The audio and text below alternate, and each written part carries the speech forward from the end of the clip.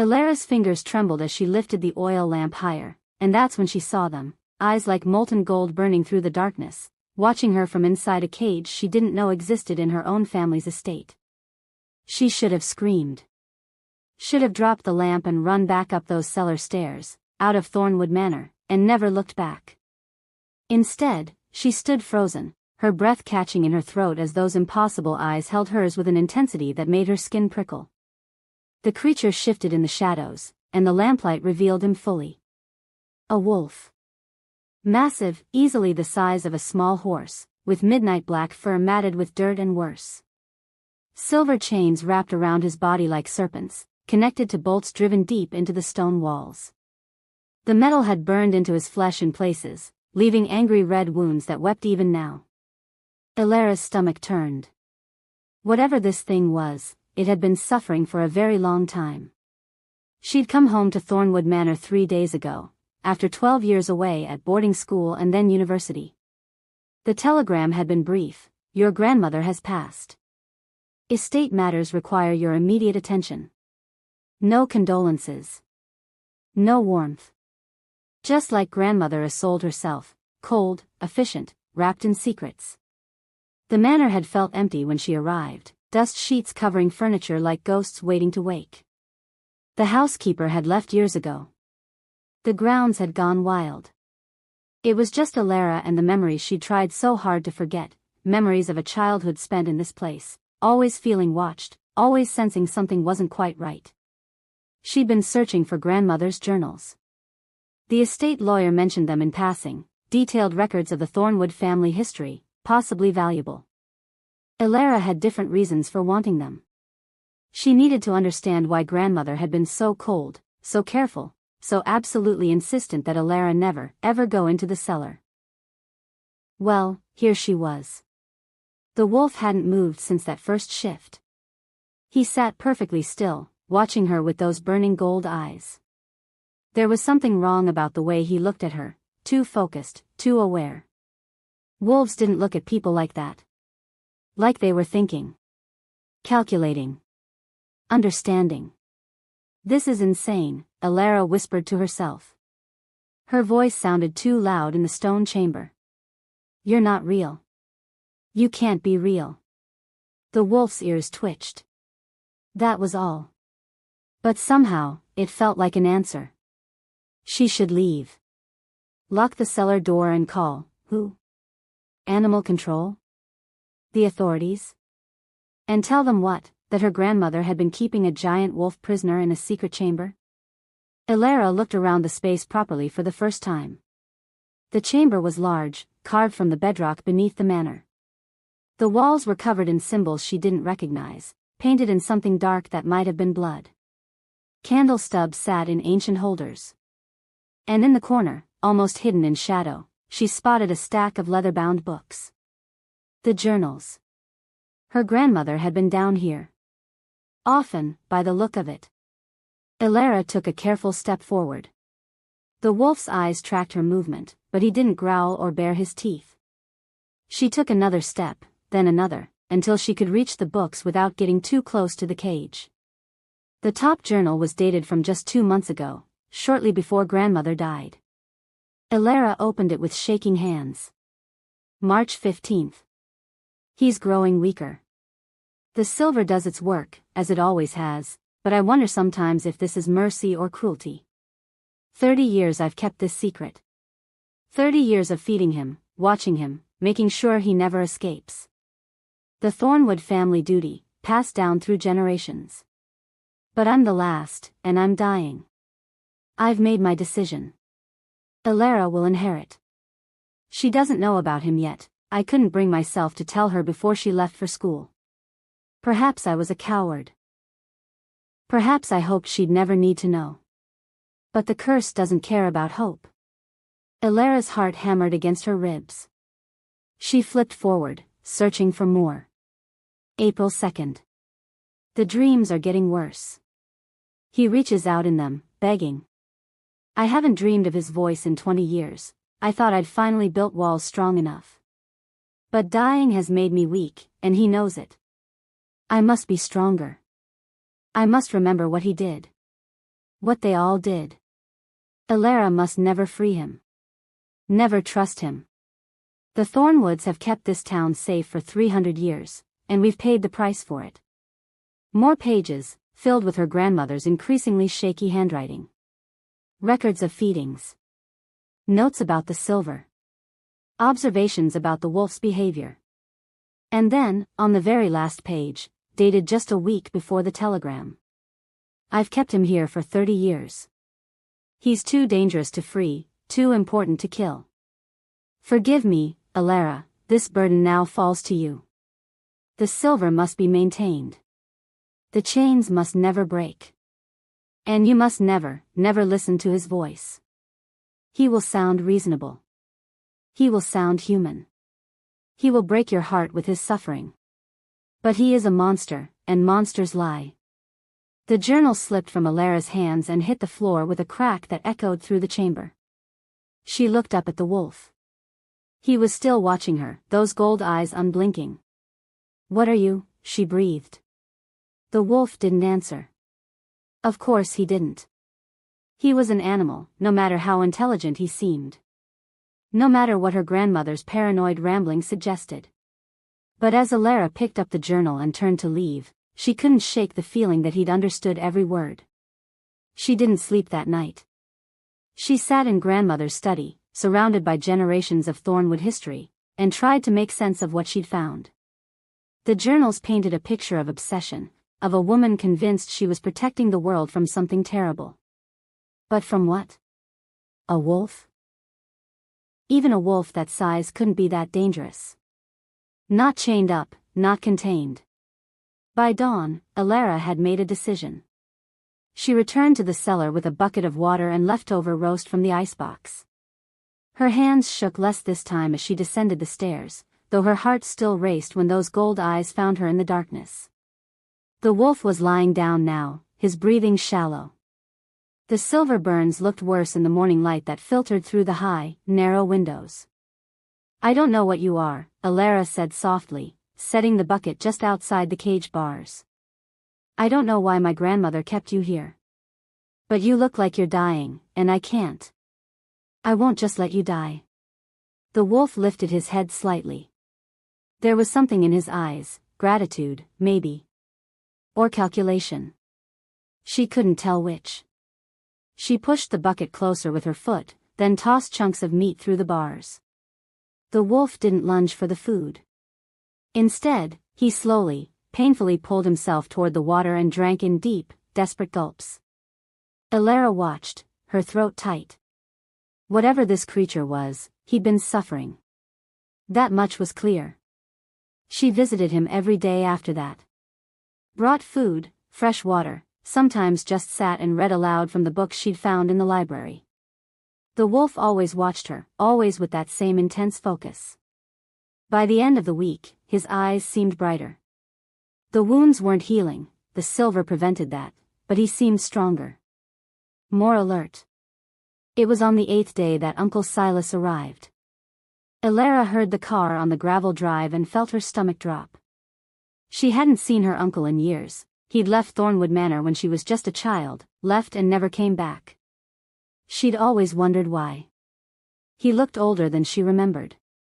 Gray-haired, gaunt, with eyes that darted around like he expected something to jump out at him. Elara. He didn't hug her. Didn't even smile. "We need to talk." They sat in the parlor, tea growing cold between them. Silas wouldn't meet her eyes. "I'm sorry about your grandmother," he said. "I know you two weren't close, but... Why are you here, Uncle Silas?" He flinched. "I heard you were settling the estate. I wanted to make sure you understood certain things." "What things?" "The cellar." His voice dropped to almost a whisper. "You haven't gone into the cellar, have you?" Elara's mouth went dry. She thought about lying, but something in his expression stopped her.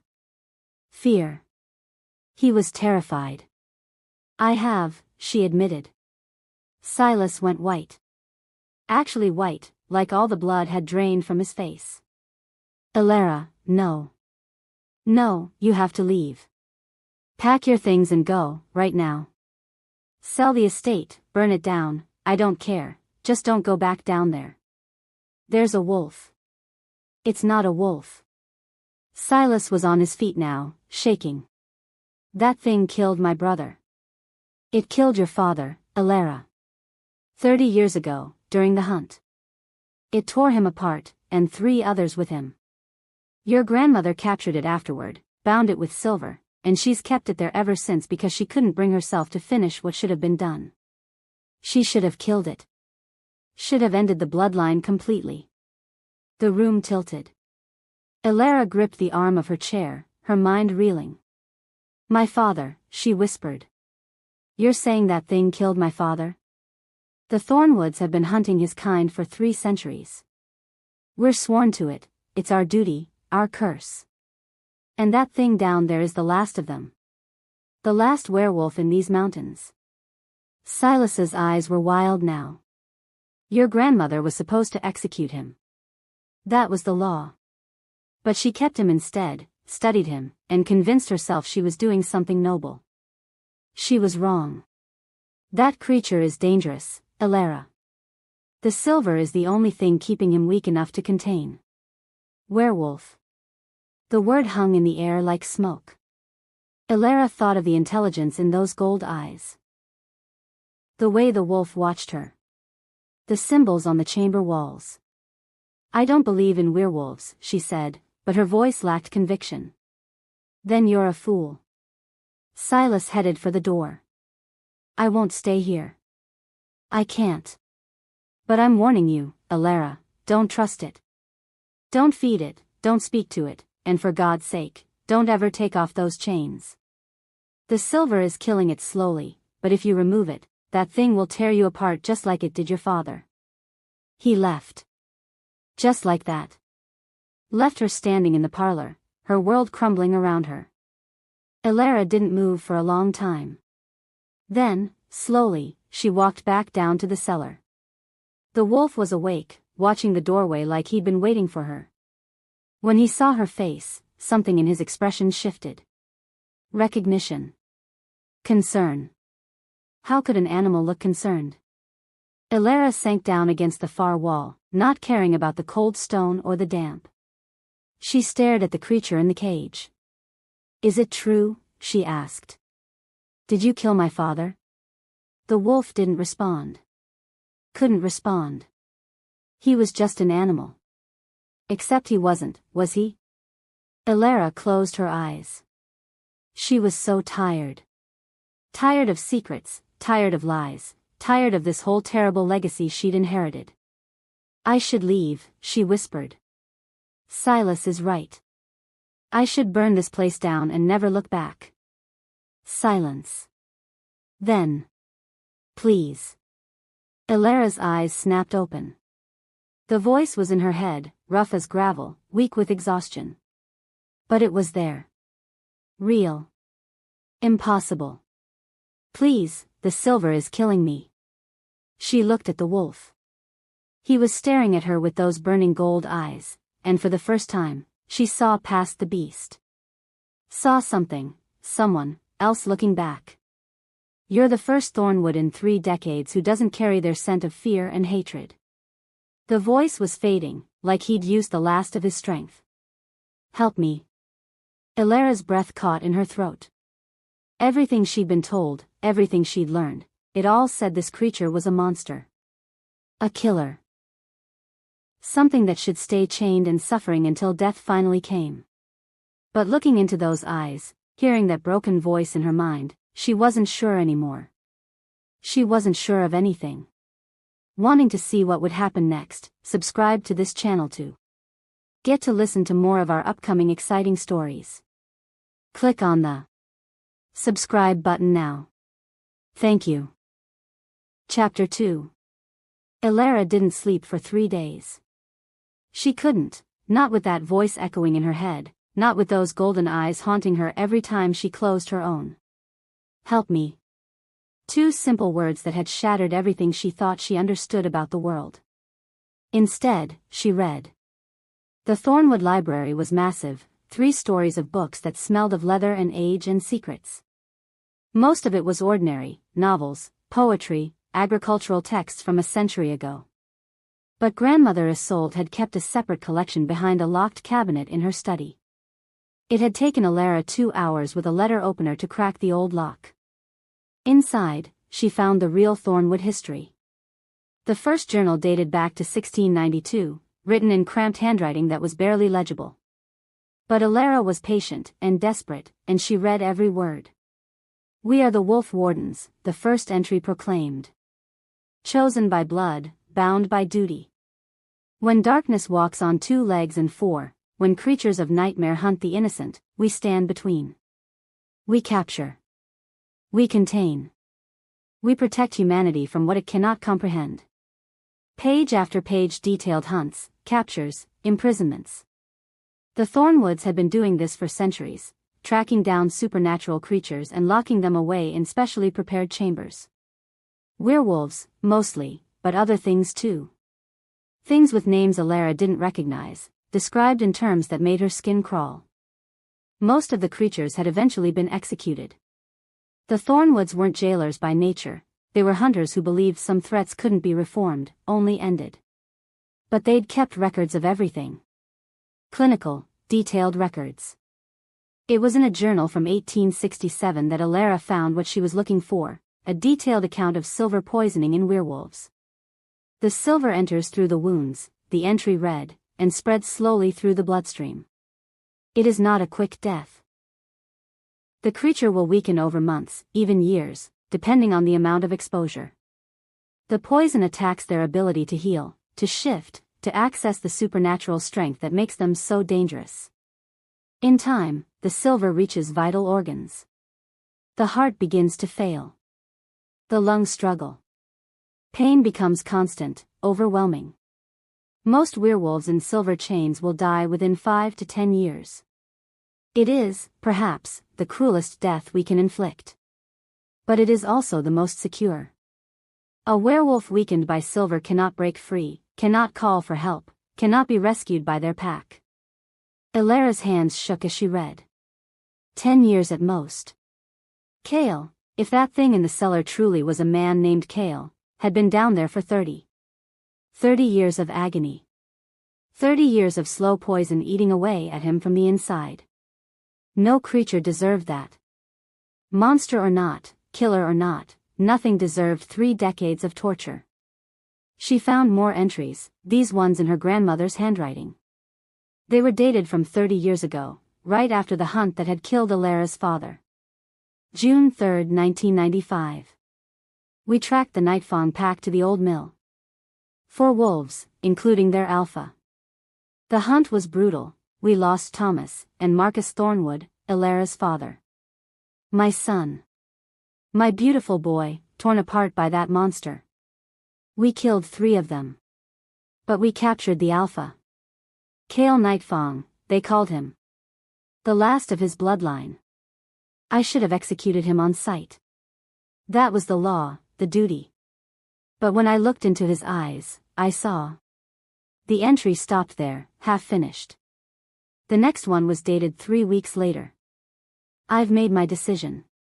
I cannot kill him. God forgive me, I cannot. He stays in the cellar. The silver will hold him. And perhaps, in time, I will find the strength to do what must be done. But she never had. 30 years, and Isolde Thornwood had kept her prisoner alive, visiting him, studying him, and never once granting him the mercy of a quick death. Why? Alara kept reading, working backward through her grandmother's journals, searching for an answer. She found it in an entry from 1964, written when Isolde was just 18 years old. I met him today. Cale. He was standing at the edge of the forest, and when our eyes met, I felt it, that pull, that impossible recognition. Mother grabbed my arm and dragged me away, screaming at me to never look at him again.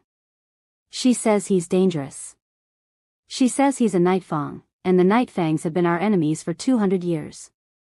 She says if I go to him, I'll be choosing darkness over light, monster over humanity.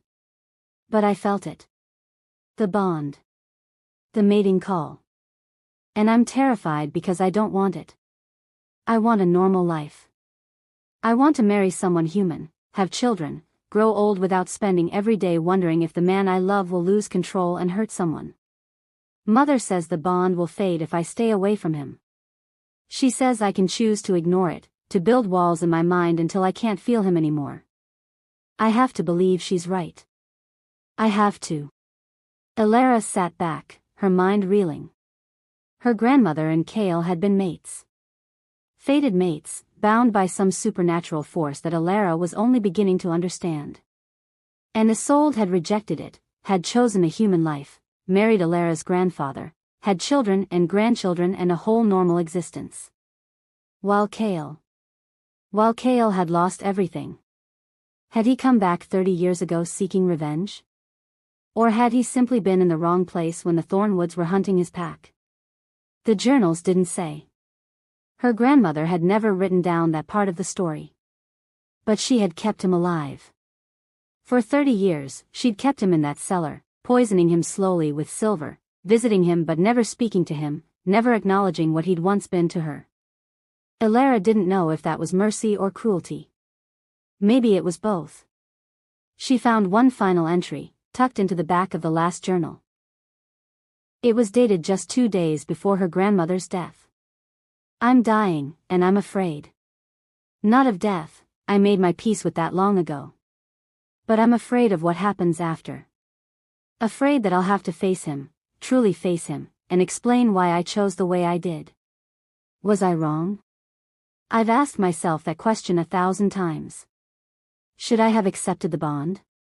Should I have given up my humanity for him? I still don't know.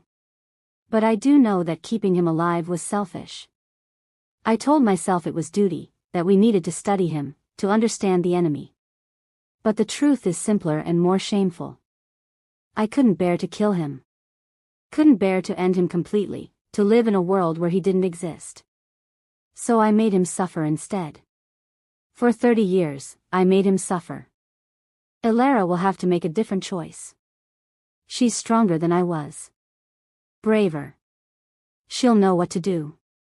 Elara closed the journal and pressed her palms against her eyes. Her grandmother had been a coward. A cruel, selfish coward who'd condemned a man to decades of agony because she couldn't make a clean choice. And now that burden had fallen to Elara. She could leave him there. Could walk away from Thornwood Manor and let nature take its course. The silver would finish its work eventually, another year or 2 at most, based on what she'd read. It would be the easy choice. The safe choice. Or she could free him. Free a creature who might have killed her father. Who was supposed to be dangerous, monstrous, deadly. Free him and risk everything, her life, her safety, possibly the lives of everyone in the nearby town. But the alternative was letting him die slowly, in pain, alone in the dark.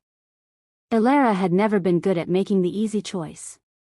She went down to the cellar at midnight, carrying bolt cutters she'd found in the old groundskeeper's shed. Her hands were steady now. She'd made her decision, and she wouldn't second-guess it. Cale was awake. He was always awake when she came, as if he could sense her approach. Those gold eyes tracked her movement as she crossed the chamber, the bolt cutters heavy in her grip. I'm going to free you, she said. Her voice echoed off the stone walls. I've read the journals. I know what the silver is doing to you. And I know about my grandmother. About what she was to you. The wolf, Cale, went very still. I don't know if you killed my father. I don't know if you're dangerous. But I do know that no creature deserves 30 years of torture. Elara knelt by the cage door, examining the silver chains. If you're going to kill me once you're free, at least make it quick. I'm tired of Thornwood cruelty. She positioned the bolt cutters on the first chain. Wait. The voice in her head was stronger now, clearer. Elara paused. Are you certain? Once these chains break, there's no going back. Your family will never forgive you. The town will never be safe from what I might become. And you might see things, feel things, that will change you forever. I'm certain, Elara said. She cut the first chain. The silver fell away with a sound like a bell chiming. Cale let out a low, pained sound, not quite a howl, but close. Elara moved to the next chain, then the next, working methodically around his body. Each time silver fell away, his breathing grew more labored, like the pain was intensifying rather than fading. "Hang on," she whispered. "Just hang on." The final chain snapped free. Cale collapsed. It happened so fast that Elara barely saw it. One moment he was a massive wolf, the next he was convulsing on the stone floor, his body twisting and reshaping in ways that shouldn't be possible. Bone cracked. Fur receded. The air filled with a sound like tearing fabric and a smell like ozone. Elara scrambled backward, her heart in her throat. When the transformation finished, a man lay where the wolf had been. He was devastatingly beautiful in the way that ruined things sometimes are.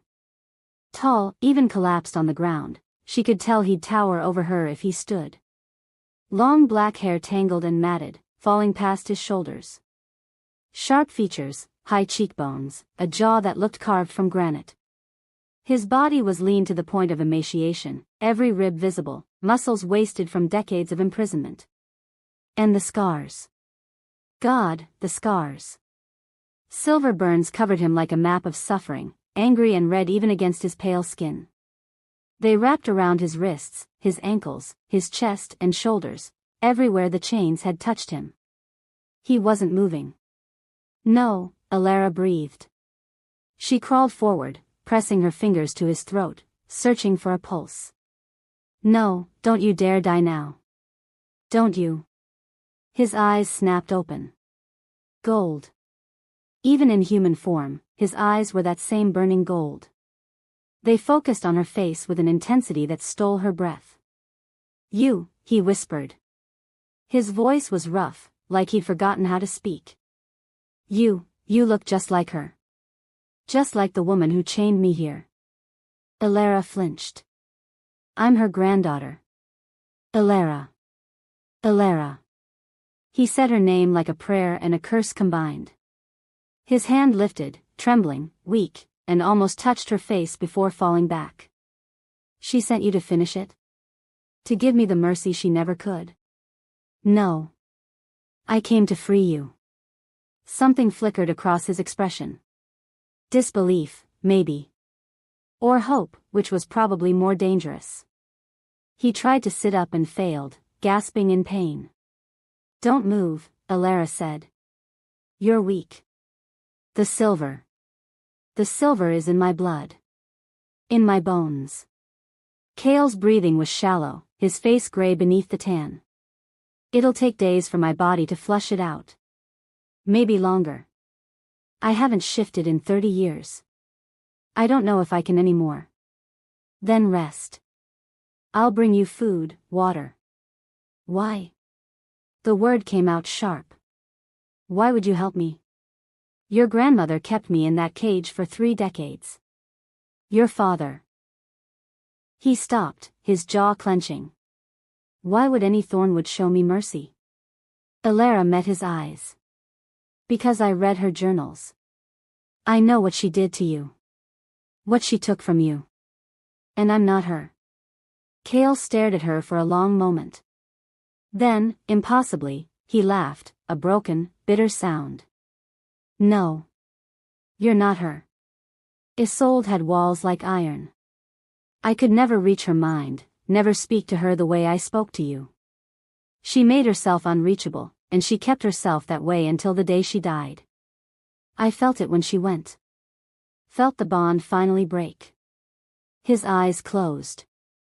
"I thought I'd be relieved. 30 years of hating her, and when she finally died, all I felt was empty." "She loved you," Elara said quietly. "In her own broken way. That's why she couldn't kill you. Love." Cale's voice was flat. She had a strange way of showing it. Elara couldn't argue with that. She helped him sit up, supporting his weight when his strength failed. He was burning up, fever-hot, his skin slick with sweat. The silver poisoning, she realized. His body was fighting to purge it, but the process was killing him almost as surely as the chains had. "You need a doctor," she said. "No human doctor can help me." Cale's breathing was ragged. "I need time. And blood. Fresh meat. Things to help my body heal. I can get those things." "You'd feed a monster?" His smile was sharp. "Your family would call that treason." "My family isn't here." "No." Cale's eyes opened again, focusing on her with sudden intensity. "But your uncle was." I could smell him, hear his voice. "He knows what you've done by now. He'll come back, Alara Thornwood. And he'll bring others." A chill ran down her spine. Uncle Silas. She'd forgotten about him in the chaos of her decision. He'd been terrified just knowing she'd been in the cellar. If he learned she'd freed Cale. "Let him come," she said, with more confidence than she felt. "This is my property now. My choice." Cale studied her face, and something shifted in his expression. The hardness faded, replaced by confusion, then something that looked almost like wonder. His hand lifted again, this time making it all the way to her cheek. His fingers were gentle, hesitant, like he was touching something precious and fragile. "What is this?" he whispered. Alara's breath caught. The moment his skin touched hers, she felt it, a pull, a connection, something electric and terrifying and right in a way that defied explanation. It was like coming home and falling off a cliff at the same time. "I don't," she started. "No." Cale's eyes were wide now, his hand trembling against her face. "No, this isn't possible. The bond, I already had my mate. Isolde was my mate. You can't, there's no such thing as a second chance." But even as he said it, Alara could feel the truth singing between them. Something was connecting them, binding them, pulling them together with a force that made her grandmother's written description seem pale and weak. This was the mating bond. She knew it with a certainty that bypassed logic. And it was snapping into place between her and Cale like a lock finding its key. "Oh God," Alara breathed. Cale jerked his hand back like she'd burned him. "No. This is wrong. You're her granddaughter. He pressed his palm against his chest, his expression agonized. "I can feel you. Inside me. Like you've always been there. How is this possible?" "I don't know. Isolde was my mate. The bond formed when we first met, when we were both 18. It should have been permanent. Unbreakable. Even when she rejected me, even when she married someone else, I could still feel her. For 60 years, I felt her in the back of my mind. And when she died, I felt that connection sever." His voice rose. "There shouldn't be anything left. There shouldn't be room for another bond." "But there is," Alara whispered. Cale looked at her, and she saw fear in those golden eyes. Real, genuine fear. "You're a second chance mate. Something that only exists in children's stories. A bond that forms when the first mate dies, giving the wolf another opportunity at happiness." His laugh was half a sob. "But those are fairy tales. They don't happen. They can't happen. Maybe they can." Alara's own hand moved, seemingly of its own accord, reaching for him. When their fingers touched, the connection intensified. She could feel his pain, his confusion, his bone-deep exhaustion. And underneath it all, something else, a fierce, desperate need that both terrified and called to her. "This complicates everything," Cale said. "I know. Your family will never accept it. I know. I might have killed your father." Alara's breath hitched. "Did you?"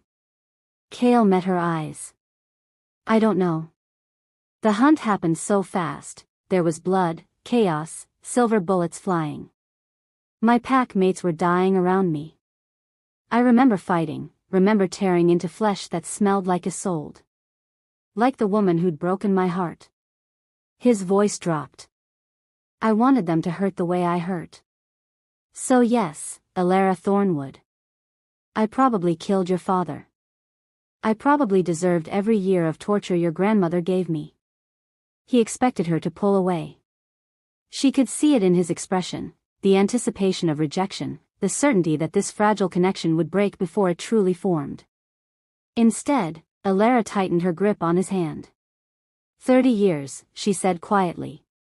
30 years of silver poisoning, of darkness, of being alone with your pain. That's not justice, Kale. That's revenge. And revenge just creates more pain. She took a shaky breath. I can't change what happened. I can't bring back my father or your pack. But I can choose not to continue the cycle. I can choose mercy over cruelty. Kale stared at her like she was speaking a language he didn't understand. Why? Because someone has to stop. Someone has to be the first to say enough. Elara smiled, though tears were burning behind her eyes. And apparently, that someone is me. For a long moment, Kale didn't move. Then, slowly, he leaned forward and rested his forehead against hers.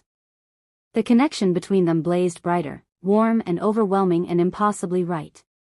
You're going to regret this, he whispered. Probably. I'm not a good man, Elara. The things I've done. I don't need you to be good. I just need you to be honest. He laughed, a real laugh this time, startled and rough. You're nothing like her. Nothing like Isolde. Good. They stayed like that for a long moment, forehead to forehead, breathing the same air. Elara could feel Kale's exhaustion dragging at him, could sense how close he was to collapse. He needed rest, food, time to heal. And she needed time to process what she'd just done. Freeing a werewolf was one thing. Discovering she was apparently mated to him was something else entirely. Come on, she said, pulling back gently. Let's get you upstairs. You can't stay down here. Your uncle. Silas can go to hell. Kale's expression softened.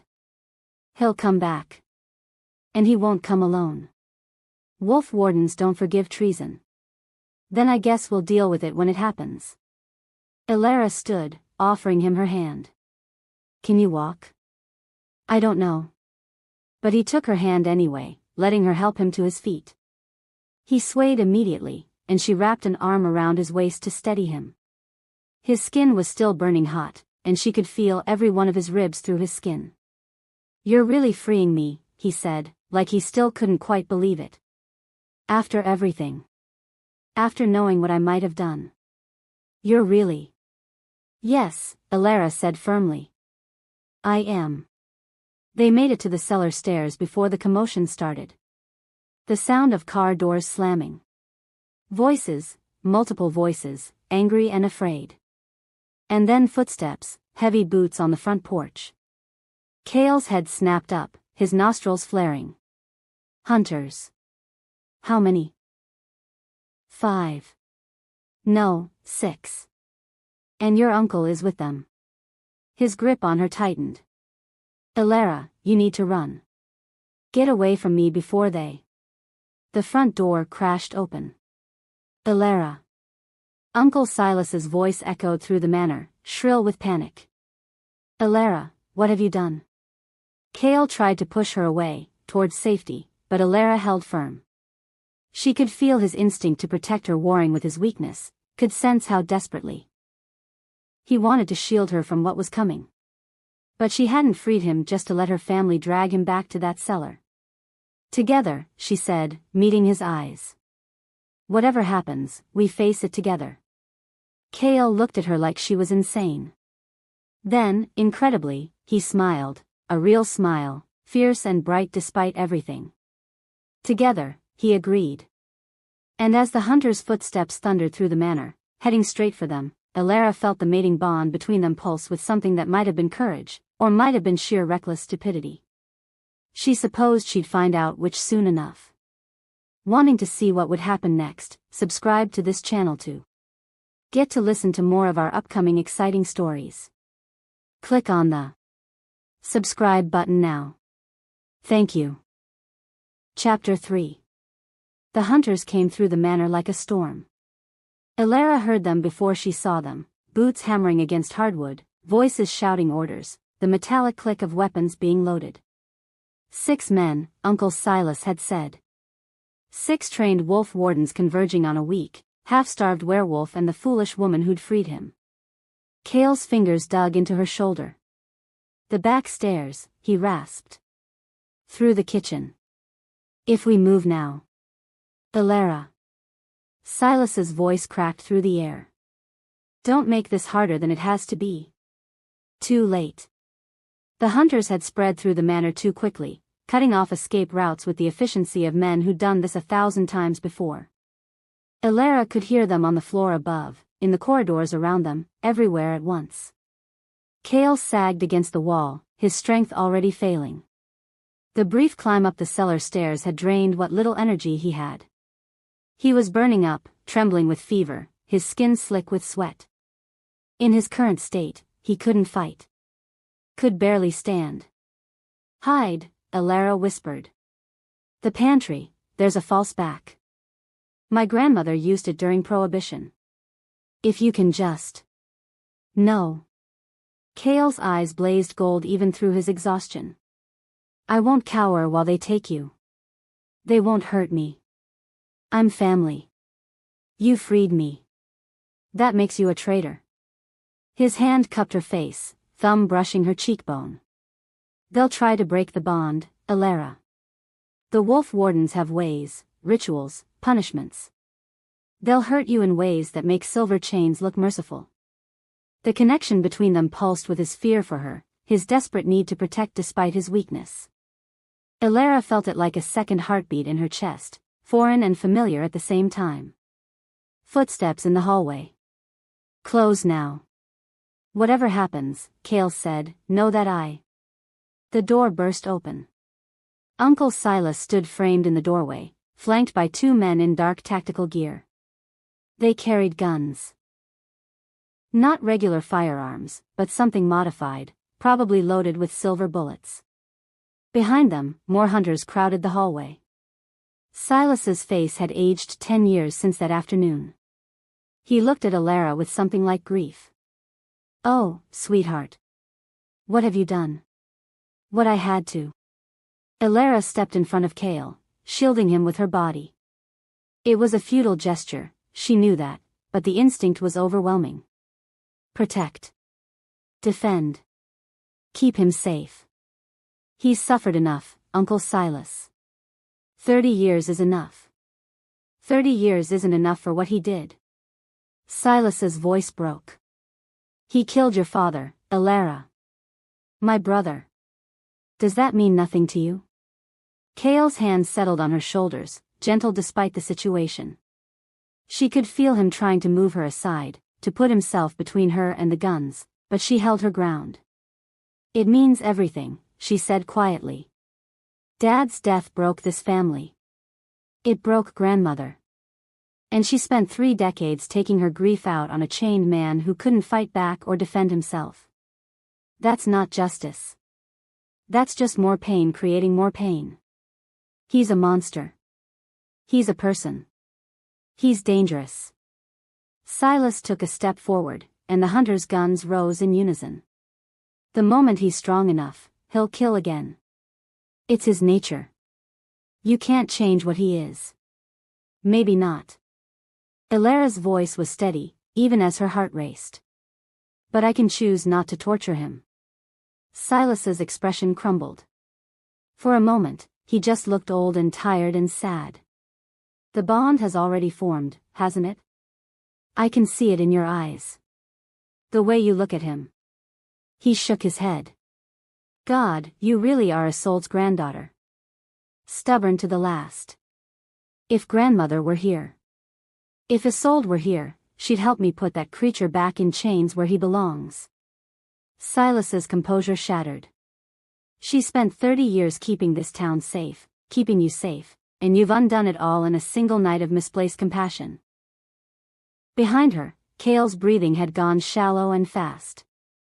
Elara could feel his frustration, his rage at being too weak to act, his bone-deep terror not for himself but for her. "Stand aside, Elara," Silas said. His voice was gentler now, almost pleading. "We don't want to hurt you. But we will take him back. And we will break that bond before it completes, even if we have to cut it out of you." "No. This isn't a negotiation." "Then shoot me." Elara raised her chin, meeting her uncle's eyes. "Because I'm not moving." The hunters exchanged glances. One of them, a grizzled man with scars covering half his face, muttered something about the bloodline and too valuable to damage. Silas silenced him with a sharp gesture. "There are 6 of us," Silas said. "And he can barely stand. This ends one way, sweetheart. The only question is how much you're willing to bleed first." Cale's fingers tightened on her shoulders. Through the bond, she felt his decision forming, a desperate, suicidal plan to shift despite the silver still poisoning his blood, to attack the hunters and buy her a chance to escape. "Don't," she whispered. "Don't you dare. I won't let them hurt you. And I won't let them take you back to that cage." The standoff stretched. 6 hunters, weapons raised. 1 weakened werewolf and 1 human woman with nothing but stubborn conviction between them and capture.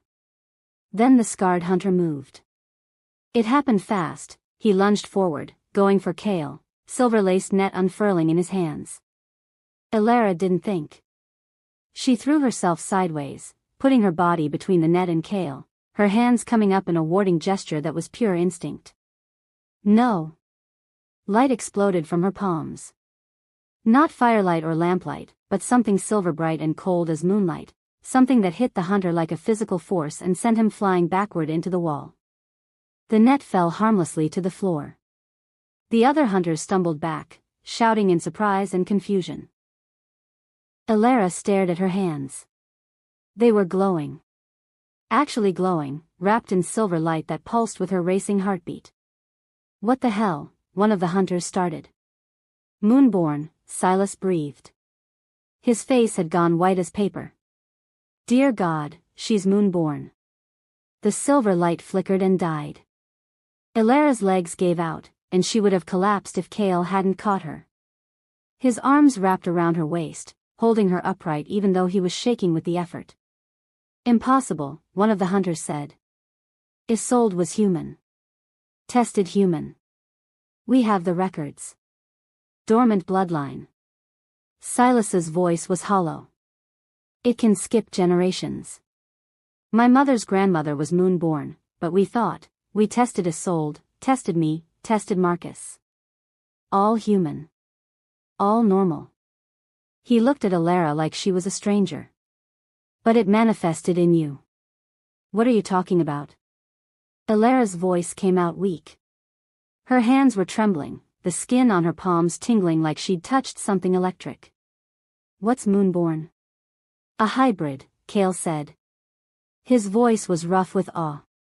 "Wolf and human bloodlines mixed. It's rare, most hybrids die in childhood, their bodies unable to handle the conflicting natures. But those who survive." He turned her to face him, his eyes searching hers. "They can walk between both worlds. Human enough to pass unnoticed, wolf enough to access the gifts. The strength. The magic. I can't be. You just threw a 200-pound man across a room with nothing but light." Cale's smile was strained but genuine. "What would you call it?" The hunters had regrouped, weapons raised again, but they looked uncertain now. Afraid, even. The scarred one was climbing to his feet, cursing and cradling his ribs. "This changes nothing," Silas said, but his voice lacked conviction. "Moonborn or not, the bond has to be broken. It's too dangerous. If she completes the mating with him, if she transitions fully, she'll be stronger than any of you," Cale finished. "Strong enough to protect herself. Strong enough that you can't hurt her without consequences." The silence that followed was heavy with implication. Elara's mind was reeling. Moonborn. Hybrid.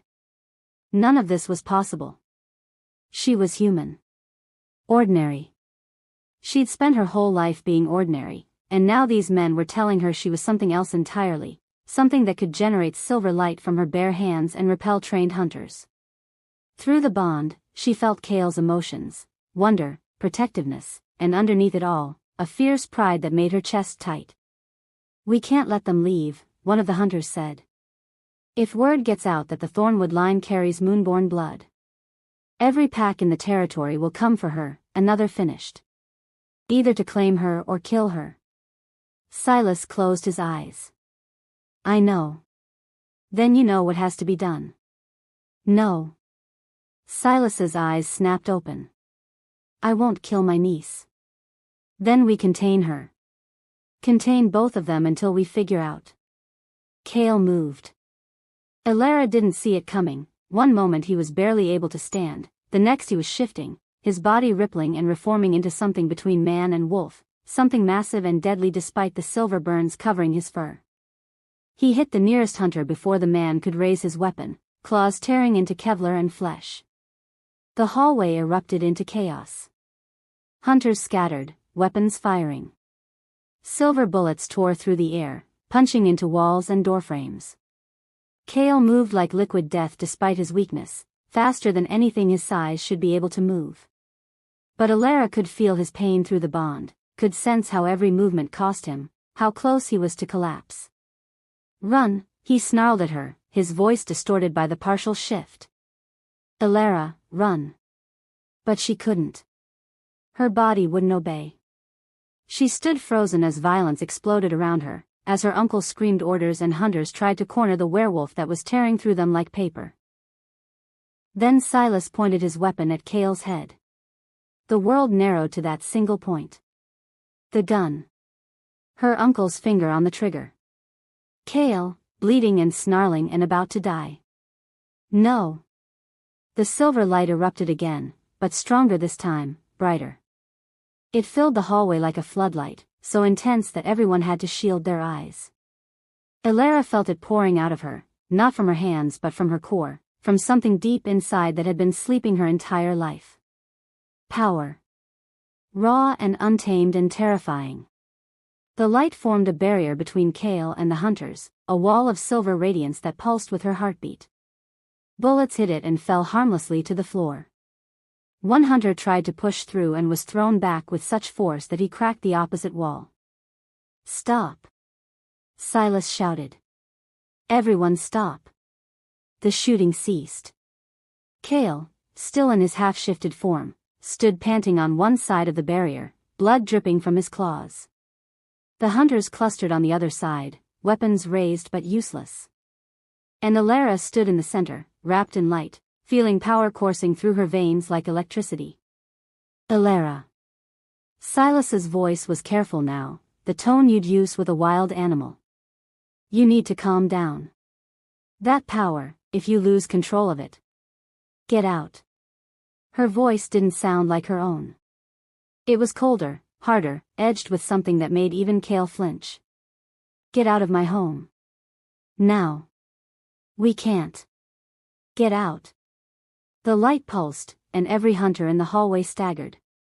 Elara saw blood trickling from one man's nose, saw another fall to his knees clutching his head. The power wanted to hurt them, she realized. Wanted to protect Cale, protect her, eliminate the threat by any means necessary. And God help her, part of her wanted to let it go, she said again, fighting to pull the power back under control. "Before I do something we all regret." Silas looked at her for a long moment. Then, slowly, he lowered his weapon. "This isn't over, Elara. The Wolf Warden Society won't let this stand. What you've done, freeing him, manifesting Moonborn gifts, it's a death sentence for both of you." His voice cracked. "I'm sorry. I truly am. But you've chosen your side, and now you have to live with the consequences." He turned and walked away.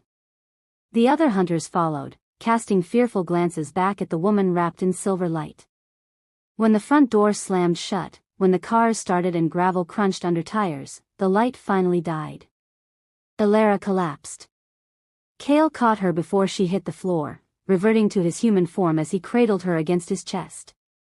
She was shaking, her skin cold despite the heat still radiating from his fever. The power had burned through her like wildfire, and now she felt hollow, emptied out. "I've got you," Cale murmured. His hand stroked her hair, gentle despite the blood still coating his fingers. "You're safe. You're safe." What was that? Illyra's voice was barely a whisper. "What did I do?" "You protected us. Your power manifested fully." He pressed his forehead to hers, and through the bond she felt his emotions, awe, gratitude, and underneath it all, a desire so fierce it made her breath catch. "You were magnificent. I almost killed them." "I know. Uncle Silas. We'll come back with reinforcements. We have maybe a day, 2 at most, before the full society mobilizes against us." Cale's arms tightened around her. "We can't stay here, Illyra. This manor is a death trap now." She knew he was right. But the thought of leaving Thornwood Manor, the only home she'd ever really known, despite all its darkness, made her chest ache. Where would we even go? Into the wilderness. To the old territories where the packs still run. Cale pulled back enough to look at her face. "It won't be safe. Ronan Bloodfawn controls most of the northern woods now, and he has no love for Thornwoods or for me. But it's better than staying here and waiting for your uncle to return with an army." Ronan Bloodfawn. The name sent a chill through her. "Who is he?" "The Alpha who took my place when your grandmother captured me." Cale's expression darkened. "I was trying to unite the packs, to end 3 centuries of territorial warfare and bloodshed.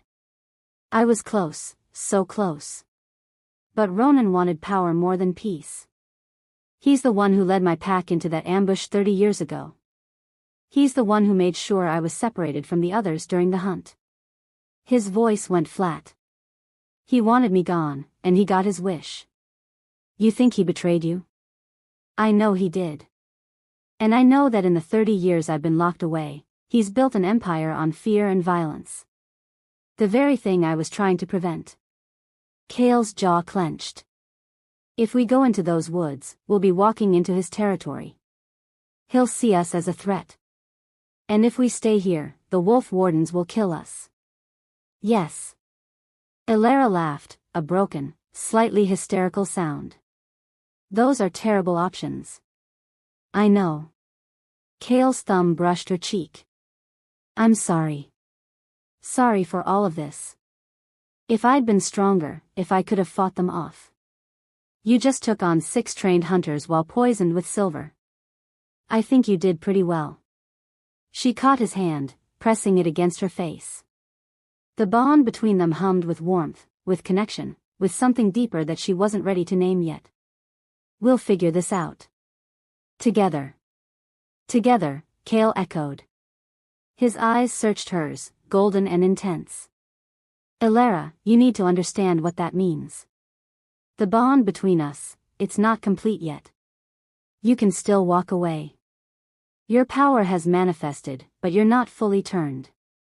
If you leave now, find somewhere far from here, you could still have a normal life. Without you." "Yes." The word hung between them. Through the bond, Illyra felt his conflict. His desperate wish for her to be safe warring with his equally desperate need for her to stay. He meant what he said. He would let her go if she asked, would face the wilderness alone rather than drag her into more danger. But the thought of walking away, of severing this connection that had barely begun to form, made something inside her howl in protest. "I'm not leaving," she said firmly. "Illyra. I freed you, Cale. I chose this. And I'm choosing it again right now." She sat up, ignoring the way her body protested, the exhaustion pulling at her. "Besides, you're in no condition to travel alone. You can barely stand, you're burning with fever, and you have enough silver in your blood to kill a normal wolf 10 times over. If I let you walk out of here alone, you'll be dead before sunrise." Cale's expression softened. "You're not responsible for me." "Maybe not. But I want to be." The words came out before she could second-guess them.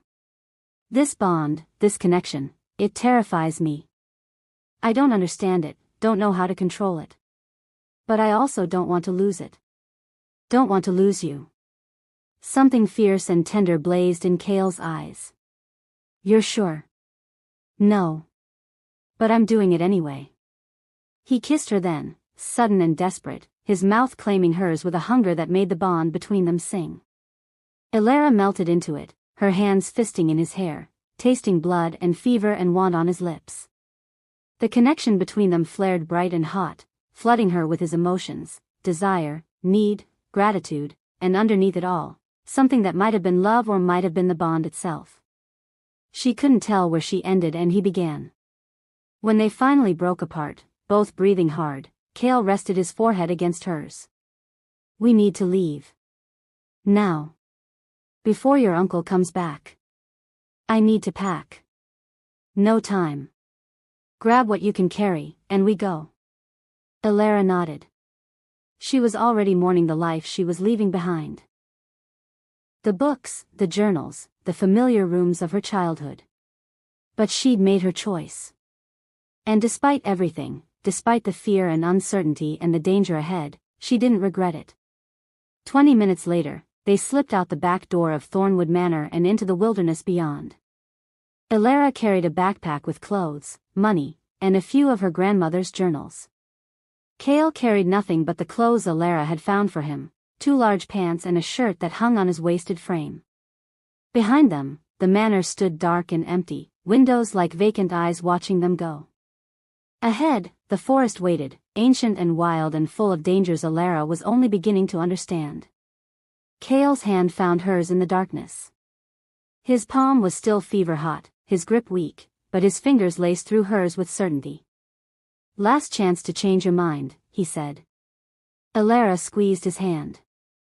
Through the bond, she felt his exhaustion, his pain, his determination to keep her safe no matter the cost.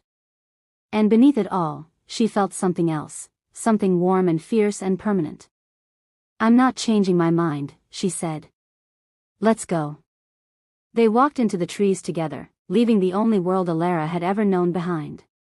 Somewhere in those woods, a brutal alpha waited. Somewhere behind them, hunters were already planning their pursuit.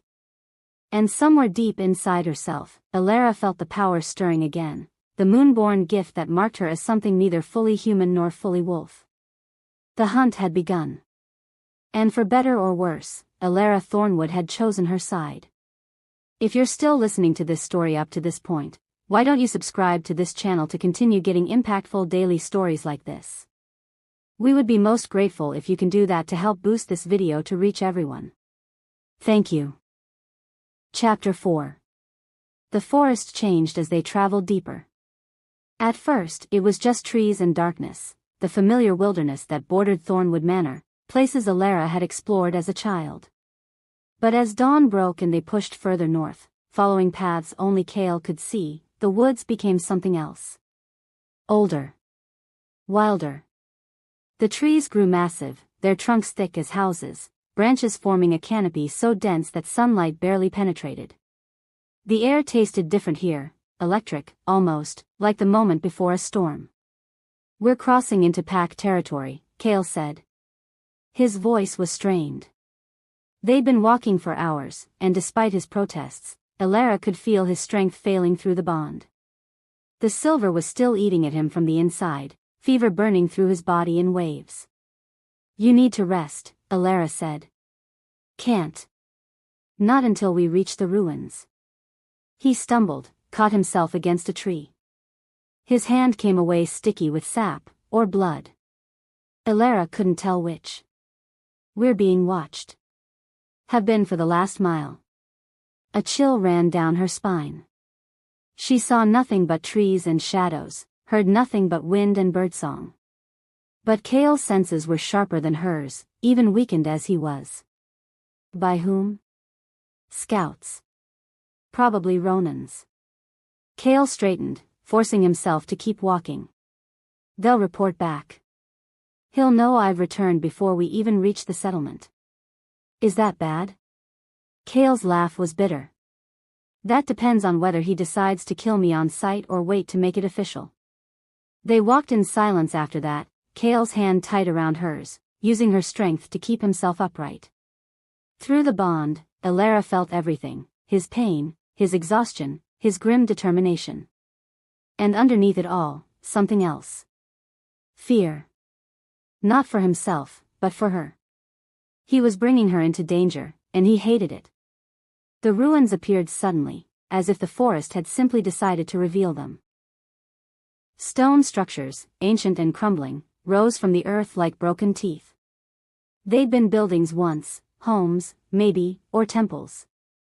Now they were just scattered remnants, overgrown with moss and vine, slowly being reclaimed by the wilderness.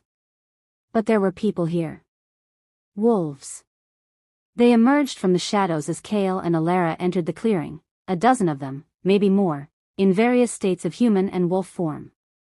Some wore clothes. Others were bare-skinned, unconcerned with modesty.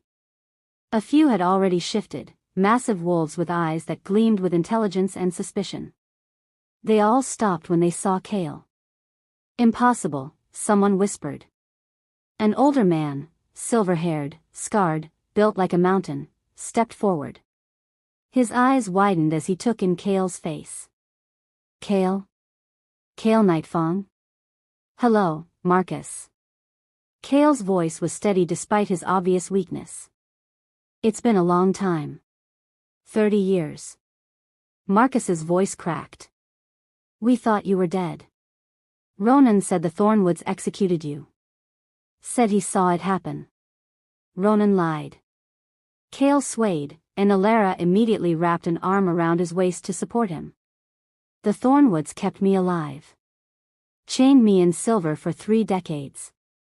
His eyes swept the gathered wolves. But I'm back now.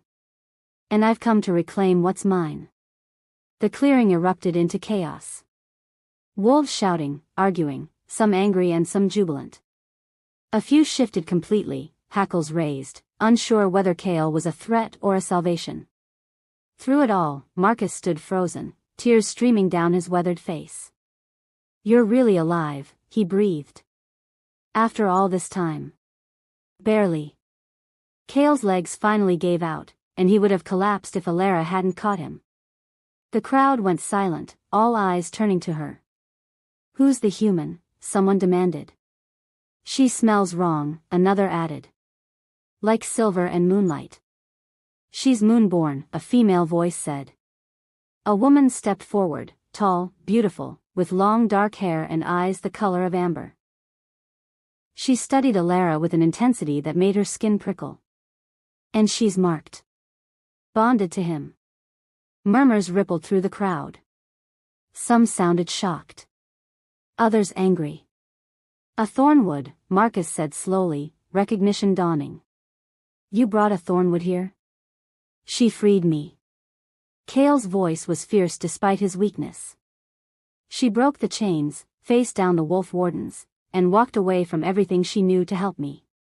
She's under my protection. Mine. And anyone who has a problem with that can take it up with me. The challenge in his words was clear. But so was his condition. He could barely stand, let alone fight. Every wolf in the clearing could see it. The beautiful woman with amber eyes smiled. No one's challenging you, Cale. Not yet, anyway. She moved closer, her movements fluid and predatory. I'm Mira. I was barely a pup when you disappeared, but I remember the stories. The legendary Alpha who was going to unite the packs and end the wars. Her smile sharpened. My brother will be very interested to know you've returned. Your brother? Elara asked, though she already knew the answer. Ronan Bloodfang. Current Alpha of the Silvercrest territory. Myra's eyes glittered. And the wolf who's been ruling in Cale's absence. They gave Cale a room in one of the less ruined structures, stone walls mostly intact, roof patched with wood and canvas. It wasn't much, but it was shelter. Marcus and 2 others carried Cale inside when he finally lost consciousness, his fever spiking to dangerous levels. Elara sat beside him through the afternoon, using water from a nearby stream to cool his burning skin. The silver was killing him. She could feel it through the bond, could sense his body struggling to purge the poison while his supernatural healing fought to repair 3 decades of damage. He needs blood, Mira said from the doorway. Fresh meat. Things to help him heal faster. Elara looked up. The she-wolf had been watching them for the past hour, her expression unreadable. I don't know how to help him. I do. Mira entered, carrying a bowl of something dark and steaming. This is heart's blood, mixed with herbs. It'll help flush the silver from his system. She knelt beside the makeshift bed, holding the bowl to Kale's lips. Drink, she murmured. Come on, Alpha. You survived worse than this. Kale's eyes fluttered open. For a moment, he seemed confused, lost. Then his gaze found Elara, and the bond between them pulsed with recognition and relief. Still here, he rasped. Where else would I be? He drank the blood mixture, grimacing at the taste but forcing it down.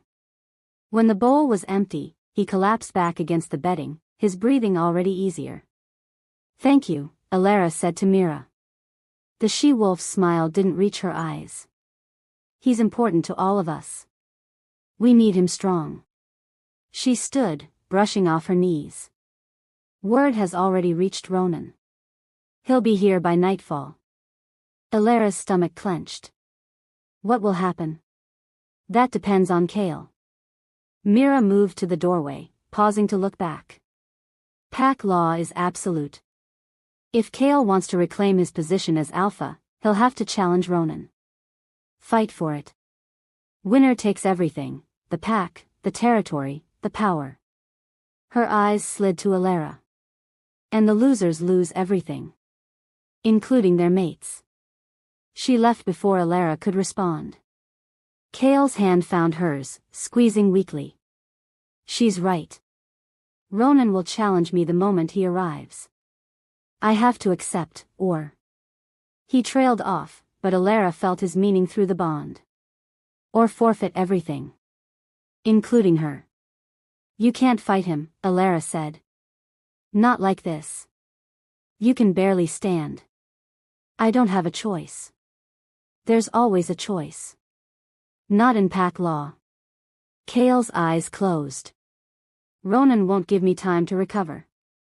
He'll push for the challenge tonight, while I'm weak. It's what I would do in his position. Through the bond, Elara felt his resignation. He didn't think he could win. Didn't think he'd survive the challenge. But he'd fight anyway, because the alternative, losing her, watching Ronan claim her, was unthinkable. Then we make you stronger, Elara said firmly. Whatever it takes. Ronan Bloodfang arrived at sunset.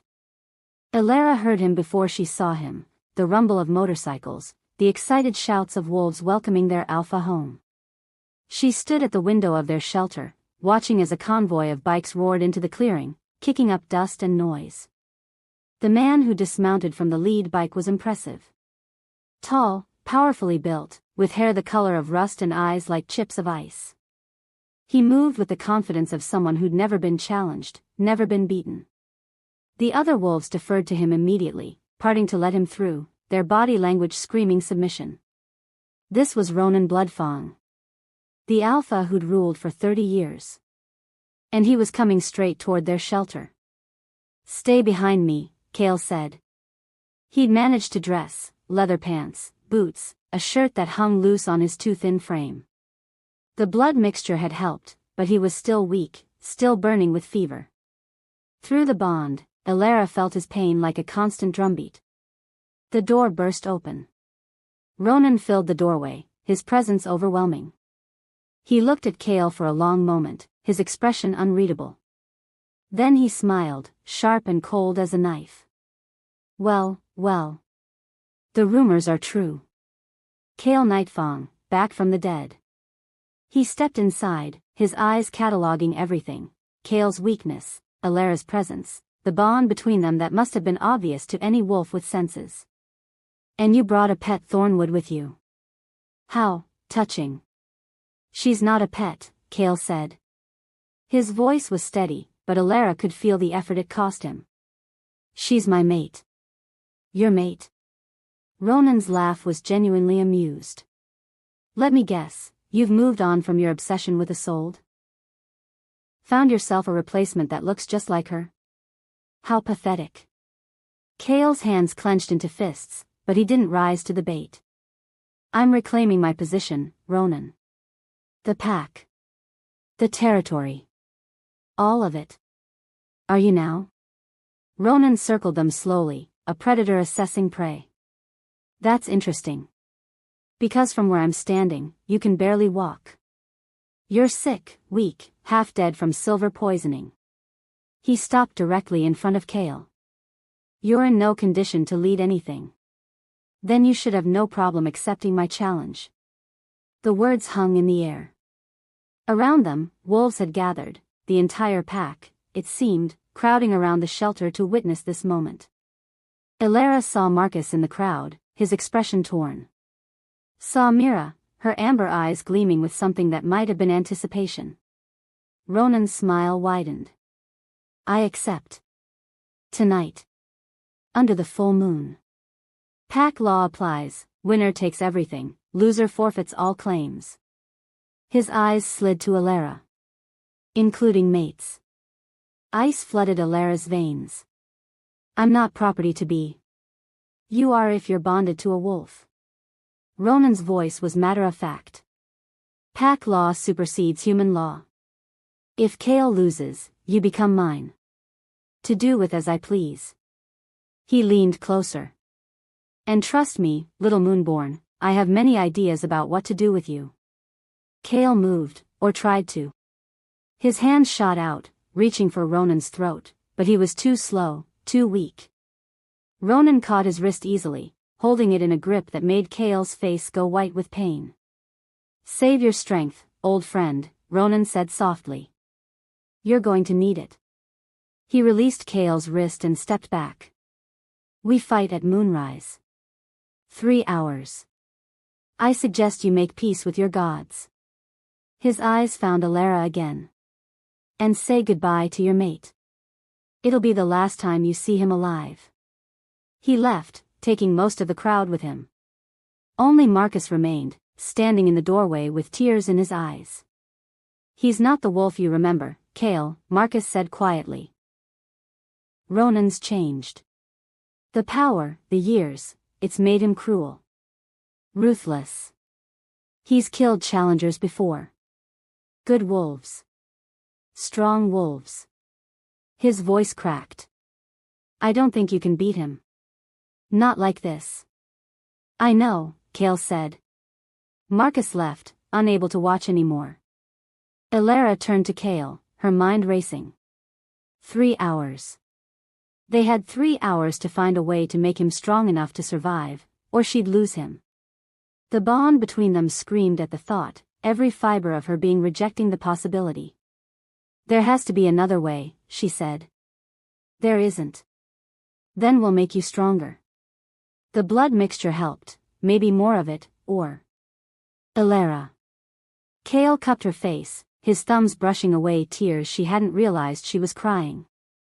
Even at full strength, Ronan would be a difficult fight. Like this. He shook his head. I'm going to lose.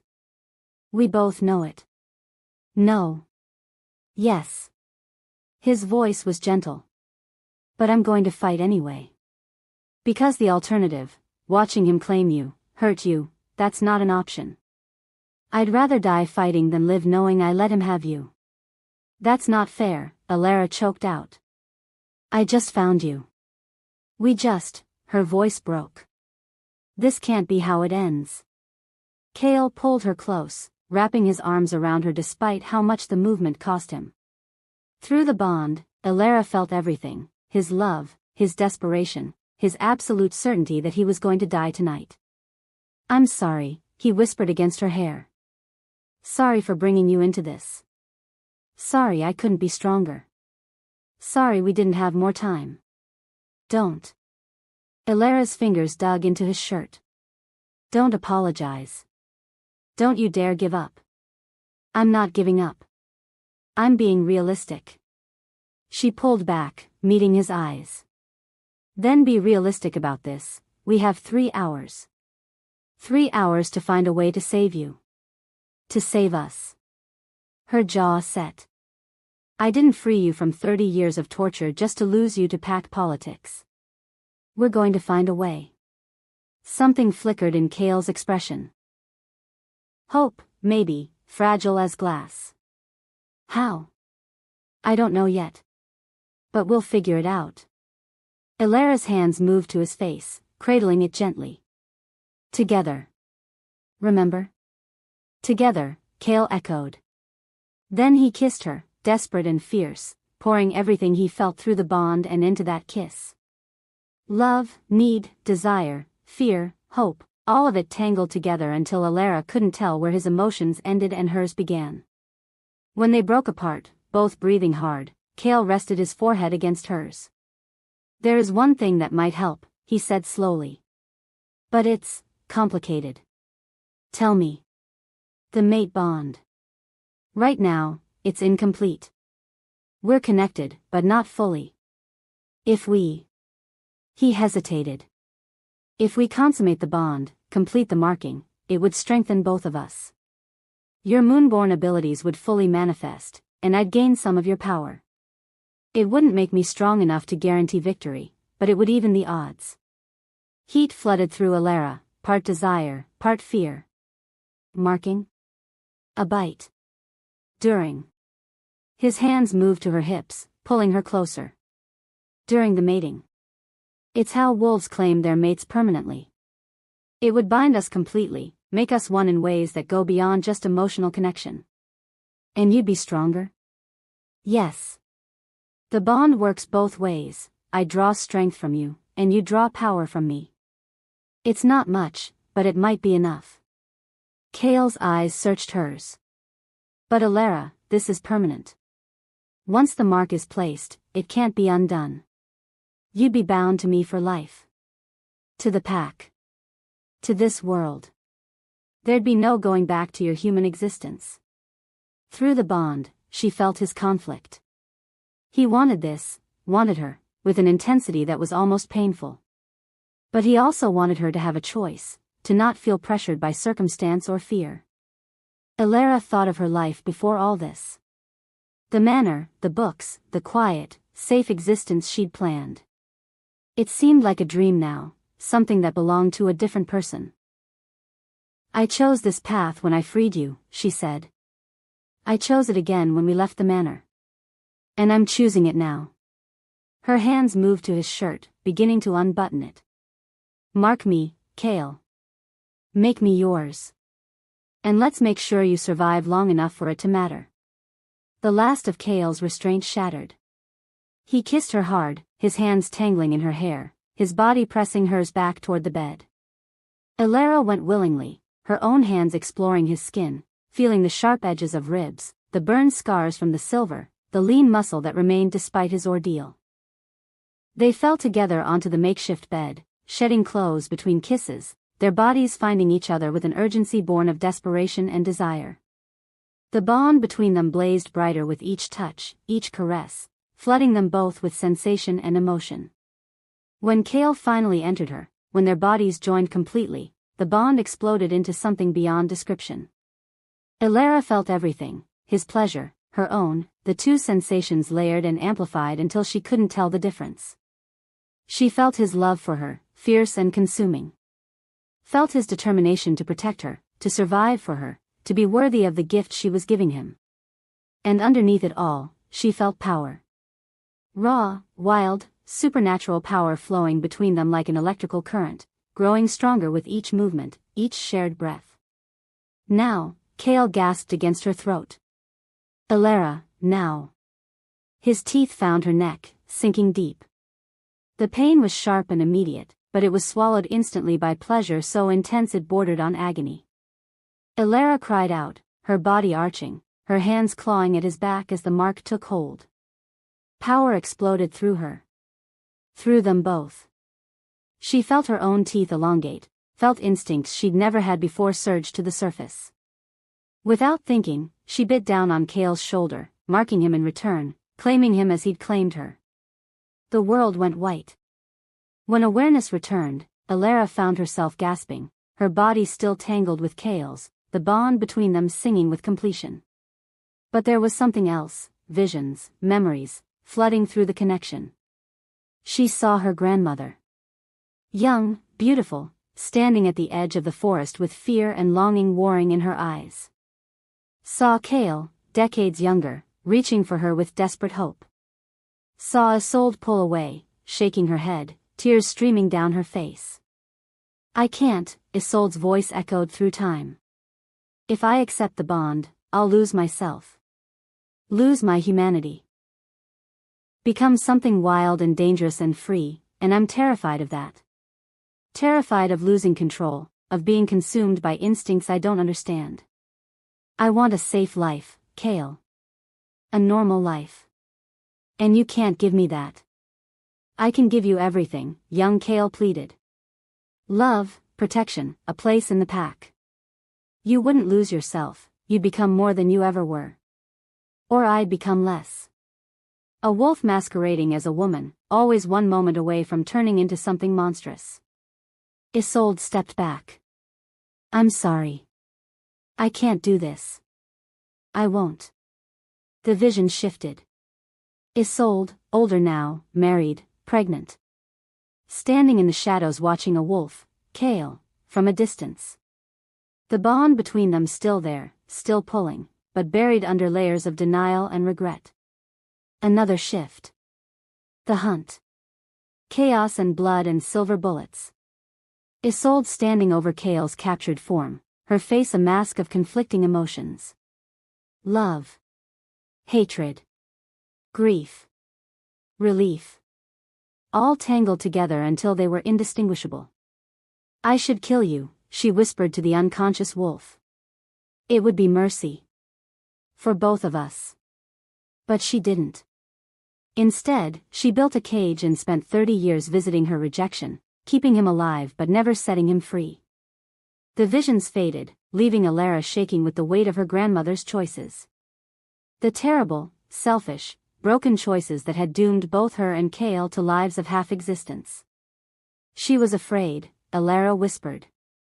Of losing herself. Of becoming something she couldn't control. I know. Cale's arms tightened around her. I understood, even then. But understanding didn't make it hurt less. He pulled back to look at her face. You're not afraid. Even after seeing all that, feeling what she felt, you're not afraid. I'm terrified, Elara admitted. But I'd rather be terrified with you than safe and alone. Cale smiled, a real smile, the first she'd seen from him that reached his eyes. You're remarkable. I'm reckless. That too. He kissed her gently. How do you feel? Elara took inventory. Her body thrummed with energy, with power that felt both foreign and natural.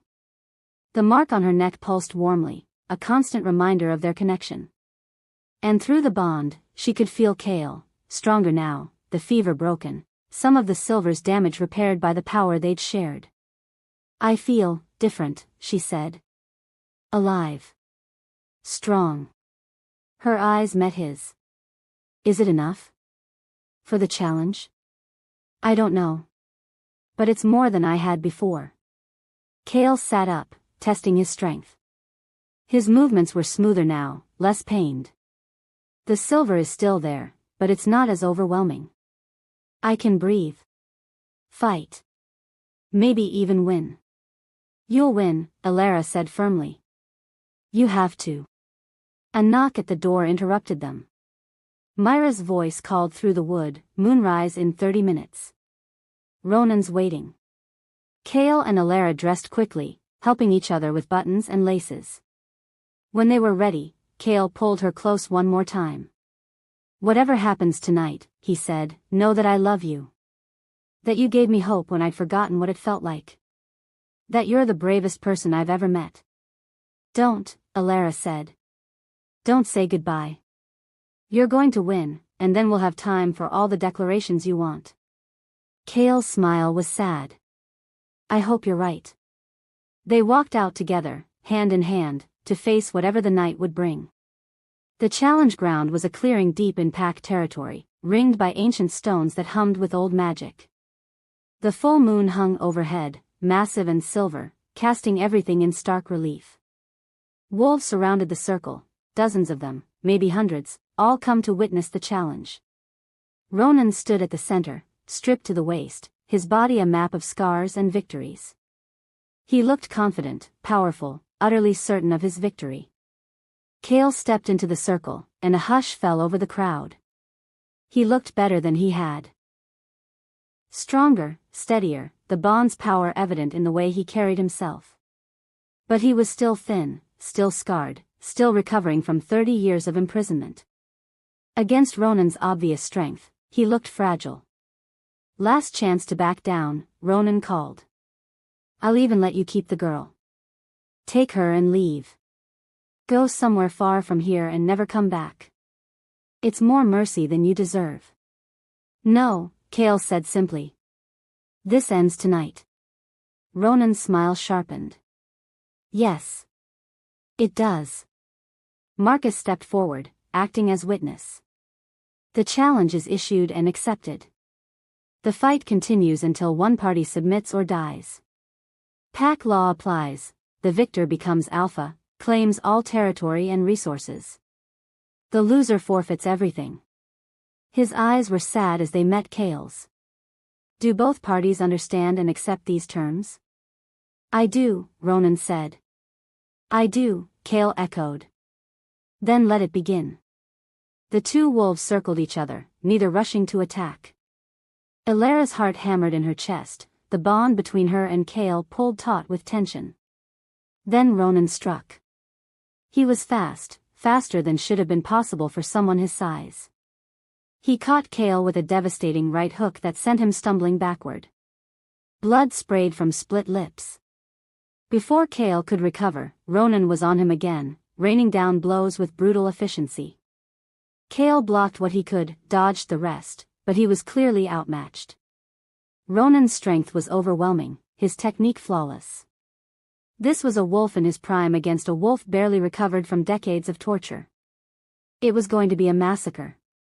Through the bond, Elara felt every hit Kale took, felt his ribs crack, felt the impact of fists and claws tearing into flesh. She wanted to scream, to stop this, to throw herself into the circle and damn the consequences. But Myra's hand on her arm held her back. If you interfere, Kale loses by default. You'll doom him. He's already doomed, Elara choked out. Wait, Myra said. Just wait. But Elara could feel through the bond what Myra couldn't see. Kale was fading. The initial strength from their completed bond was depleting rapidly under Ronan's assault. In minutes, maybe seconds, he'd collapse completely. And then she felt something else through the bond. Wrong. Something was terribly wrong. The silver. It was intensifying, spreading through Kale's system like wildfire. But that didn't make sense. The bond should have been helping him purge it, not making it worse. Unless. Elara's eyes snapped to Myra. The she-wolf was watching the fight with an expression that wasn't quite satisfaction, wasn't quite regret. Something in between. What did you do? Elara breathed. Myra's amber eyes met hers. What I had to, she said quietly. For the pack. For the future. For destiny. Horror flooded through Elara. The blood mixture. The medicine you gave him.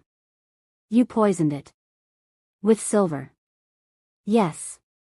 Myra's voice was calm, matter-of-fact. Not enough to kill him outright, that would be too obvious. But enough to weaken him during the fight. To make sure Ronan wins. Why?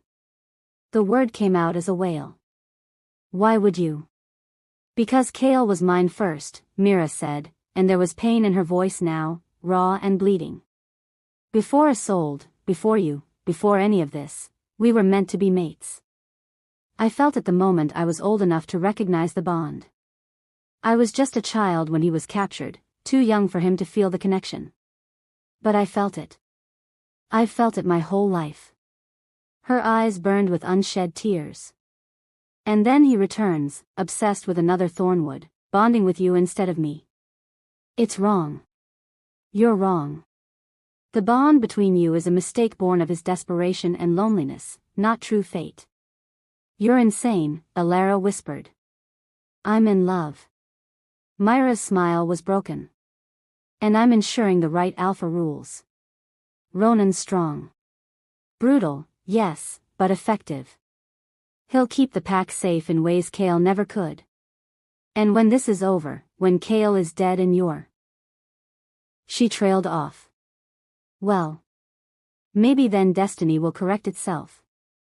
In the circle, Ronan had Kale on the ground, fists rising and falling with mechanical precision. Kale wasn't even blocking anymore. Just enduring. Waiting for the end. Elara felt his acceptance through the bond. Felt him preparing to die, his only consolation that maybe Ronan would show her mercy afterward. No. The word echoed through her mind, through the bond, through every fiber of her being. No. She'd freed him from chains. She'd chosen him over safety. She'd marked him, bound herself to him, given him every part of herself. She would not lose him now.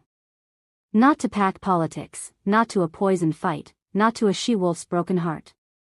The silver light exploded from her body, brighter than it had been at the manor, bright enough to rival the moon itself. Every wolf in the clearing stumbled back, shielding their eyes. Ronan froze mid-strike, his fist raised, staring at Elara like she'd transformed into something divine and terrible. Elara walked into the circle, the light pouring from her like water, like fire, like something primal and ancient that predated wolves and humans and the fragile laws that governed them both. Enough, she said, and her voice echoed with power that made the very stones tremble. This challenge is void. If you're still listening to this story up to this point, why don't you subscribe to this channel to continue getting impactful daily stories like this? We would be most grateful if you can do that to help boost this video to reach everyone. Thank you. Chapter 5. The moon was bleeding. Elara had never seen anything like it, the full moon hanging overhead, massive and swollen, its surface tinted crimson like someone had painted it with rust and fire. The air crackled with energy, with power so thick she could taste it on her tongue, metallic and electric. A blood moon, Marcus breathed from somewhere in the crowd. I haven't seen one in 40 years. Around the circle, wolves were shifting restlessly, their eyes gleaming brighter, their movements more agitated. Through the bond, Elara felt Kale's awareness spike, the moon's power calling to something primal in his blood. But she also felt something else. The silver in his system, burning hotter, spreading faster. The blood moon was amplifying everything, including the poison eating him from the inside. Elara, no. Myra's voice cut through the shocked silence. You can't interfere. Pack law. To hell with pack law. Elara's voice rang out, silver light still pouring from her body in waves. She could feel it now, truly feel it, the power that had been dormant her entire life, awakened by the bond and magnified by the crimson moon overhead. This challenge was rigged. You poisoned him. Gasps rippled through the crowd. Ronan's eyes snapped to his sister, and for the first time that night, uncertainty flickered across his face. Is this true? He demanded. Myra's chin lifted defiantly. I did what was necessary. Kale is weak, obsessed, distracted by his Thornwood pet. You're the better alpha, Ronan. The pack needs you, not a broken wolf living in the past. I didn't ask for your help, Ronan said, and there was something dangerous in his voice now. I don't need tricks to win my fights. But you needed tricks to get rid of him the first time, didn't you? The words came from Kale. He'd managed to push himself up to his knees, blood streaming from his mouth and nose, his body shaking with effort. But his eyes were clear, burning with gold fire. 30 years ago. You led us into that ambush. You made sure I was separated from the pack when the Thornwoods attacked. Ronan went very still. You were my beta, Kale continued, his voice growing stronger despite his injuries. My best friend. My brother in everything but blood. And you betrayed me because you thought my love for a human made me weak. He laughed, a broken, bitter sound. Tell me, Ronan, was it worth it? 30 years of ruling through fear and violence? Is this the pack you wanted to build? For a long moment, Ronan didn't answer. Then, slowly, he smiled, but there was no humor in it. Yes, he said simply. Because you were weak, Chaol. Your obsession with Isolde Thornwood was going to destroy us all. You wanted peace, unity, coexistence with humans. Pretty dreams. Impossible dreams. His voice hardened. The world doesn't work that way. Wolves survive by being stronger, fiercer, more brutal than anything that threatens us. You would have made us prey. I would have made us more than monsters, Chaol shot back. And look where that idealism got you. Ronan's eyes swept to Elara. Chained in the dark for 3 decades, then crawling back here with another Thornwood hanging off your neck. You learned nothing. And now you've dragged this girl into something she doesn't understand, bonded her to a dying man, made her a target for every hunter and wolf in the territory. He took a step forward. I may have betrayed you, but at least I've kept this pack alive. What have you done except make the same mistakes over and over? The words hit like physical blows. Through the bond, Elara felt Chaol's pain, not from his injuries, but from the truth in Ronan's accusations. He had made mistakes. Had been captured, imprisoned, separated from his pack for 30 years while they struggled without him. And now he'd bound Elara to him, dragged her into danger, possibly doomed her to the same fate. No, Elara said. She walked to Chaol, her silver light still blazing, and knelt beside him. You saved each other. That's not weakness. That's not a mistake. That's survival. Chaol's hand found hers, trembling. Through their connection, she felt everything, his love for her, his guilt, his desperate determination to protect her even now. And underneath it all, the silver burning through his veins like acid, intensified by the blood moon until it was killing him by degrees. Hours, she realized. Maybe less. The poison would kill him within hours unless she did something. I can heal you, she whispered. The power, I can feel how to do it. I can burn the silver out of your system, repair the damage. But it will reveal what you are, Chaol finished. His eyes held hers. Every wolf here will see your full power. Word will spread. The hunters will come for you. The packs will fear you. You'll never be safe again. I'm already not safe. Elara. Listen to me. She cupped his face, forcing him to meet her eyes. I didn't free you just to watch you die in a poisoned fight. I didn't mark you, bind myself to you, just to lose you to pack politics and a broken she-wolf's jealousy. Whatever the consequences are, we'll face them together. Her voice dropped. Let me save you. Please. Through the bond, she felt his resistance crumbling. He wanted to protect her, wanted to shield her from the danger this would bring. But he also wanted to live. Wanted time with her, a future with her, everything they'd been denied. Together, he whispered. Together. Elara placed her hands on Chaol's chest and let the power flow. It wasn't like before, not wild or uncontrolled. This time, she understood it, could direct it. The silver light poured from her palms into Chaol's body, seeking out the poison, burning it away molecule by molecule. She felt the silver resisting, felt how deeply it had embedded itself in his blood and bones, felt the damage it had done over 30 years of constant exposure. But she also felt her power overwhelming it. Destroying it. Healing the wounds it had left behind. Chaol gasped, his body arching, his hands clutching her arms. Through the bond, pleasure and pain mixed until they were indistinguishable, the agony of silver being purged, the relief of finally being free of it. The light grew brighter, so bright that every wolf in the clearing had to look away. And as it reached its peak, something else happened. Their spirits merged. Elara felt herself flowing into Kale, felt him flowing into her, until she couldn't tell where she ended and he began. She saw through his eyes, felt through his senses, experienced the world the way a wolf did, sharper, clearer, more alive. She felt his wolf rising, powerful and primal and beautiful, no longer chained or poisoned or broken. And Kale felt her humanity, the compassion, the stubborn hope, the fierce determination to choose mercy over cruelty. He felt her power, wild and ancient, neither wolf nor human but something that bridged both worlds. For a moment, they were one being. One heart. One soul. Then the light faded, and they were separate again. But changed. Kale stood, moving with a fluid grace that spoke of perfect health, perfect strength. The silver burns that had covered his body were gone, replaced by smooth skin. His eyes blazed with gold fire, and when he looked at Ronan, there was no weakness left in him. Only power. Now, Kale said quietly, let's finish this. Properly. Ronan's expression had gone from confident to uncertain to something approaching fear.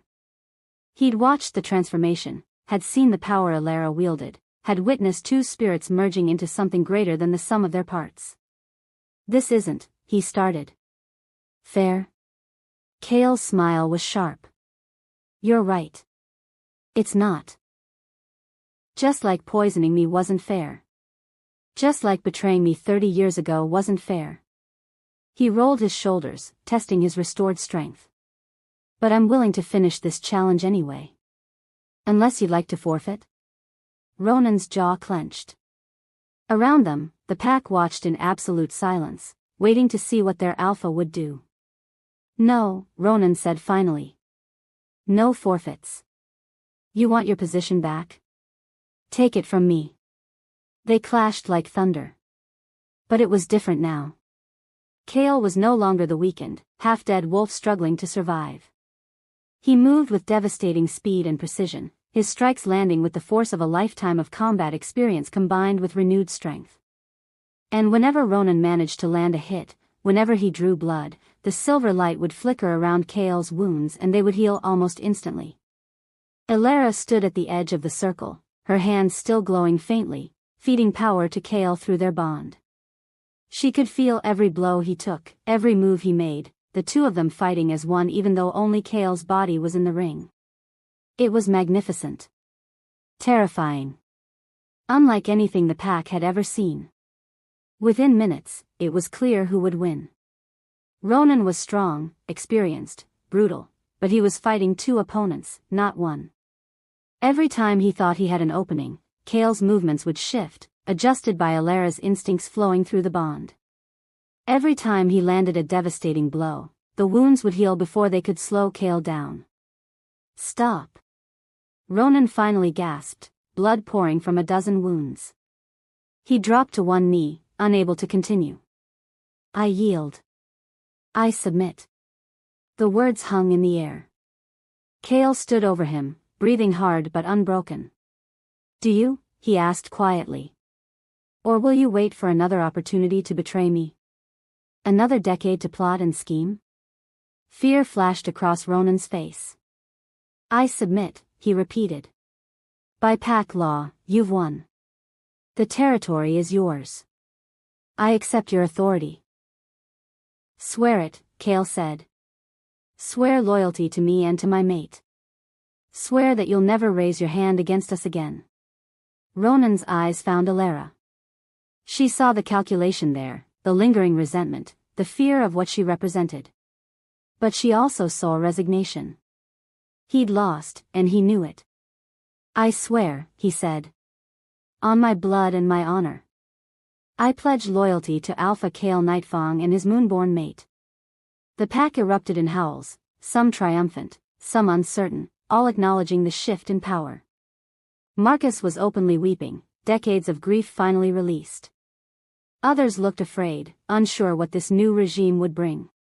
And Mira. Mira watched from the edge of the crowd, her amber eyes reflecting something broken and sad and strangely hopeful. Kale extended his hand to Ronan, helping the defeated Alpha to his feet.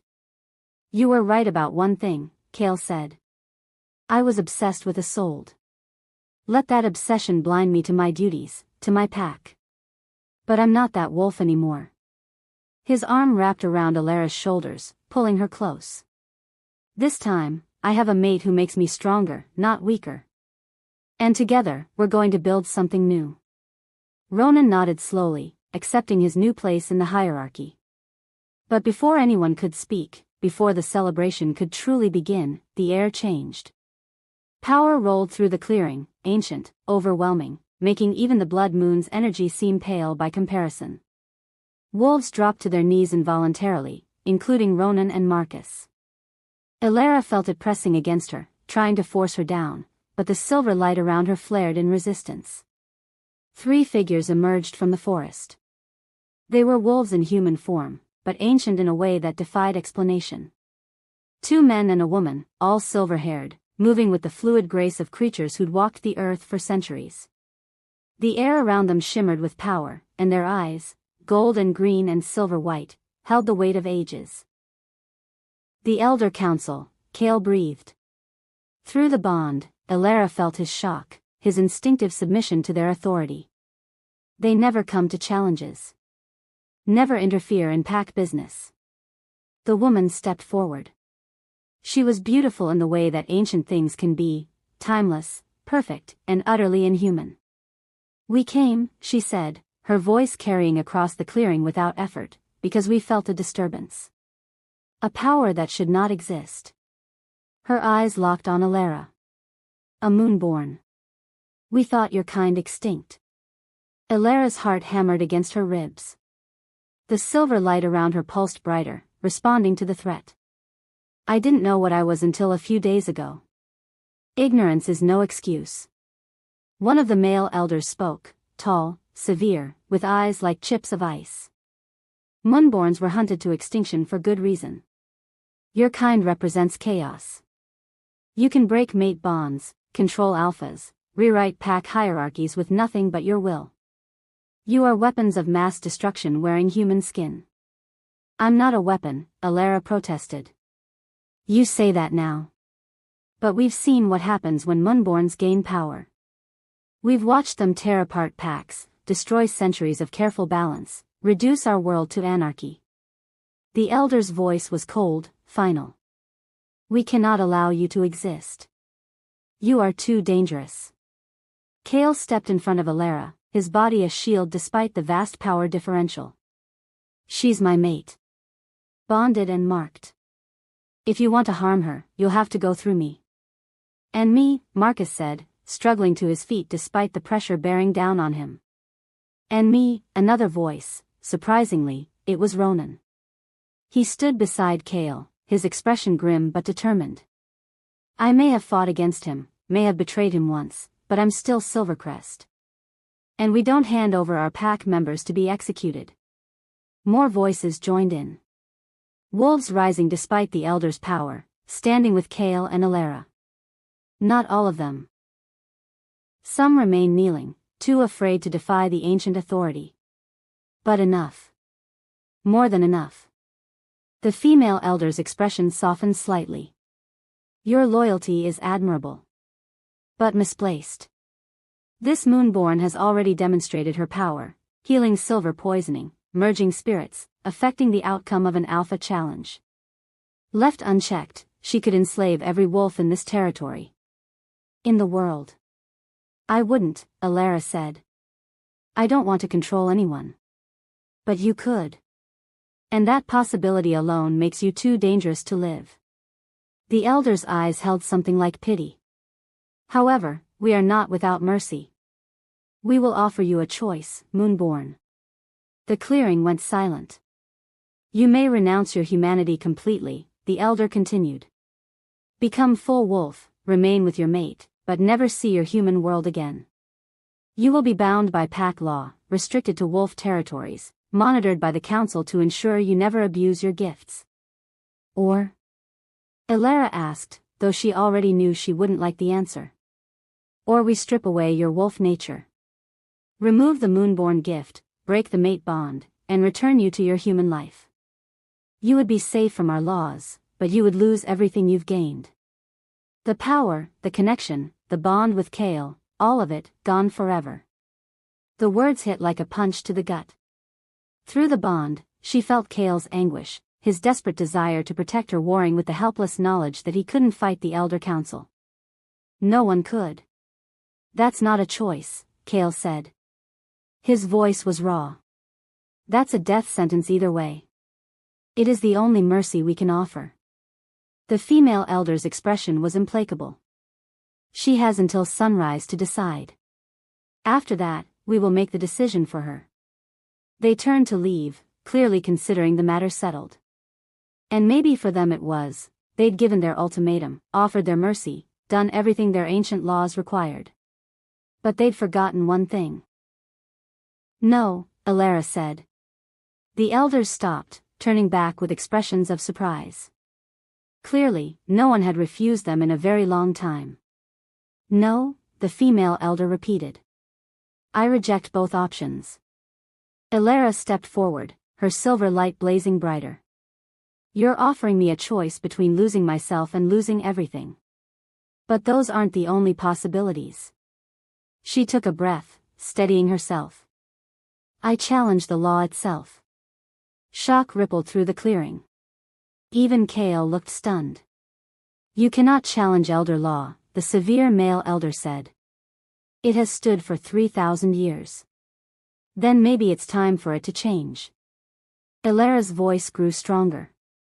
You say Moonborns represent chaos. That we're weapons that break bonds and destroy order.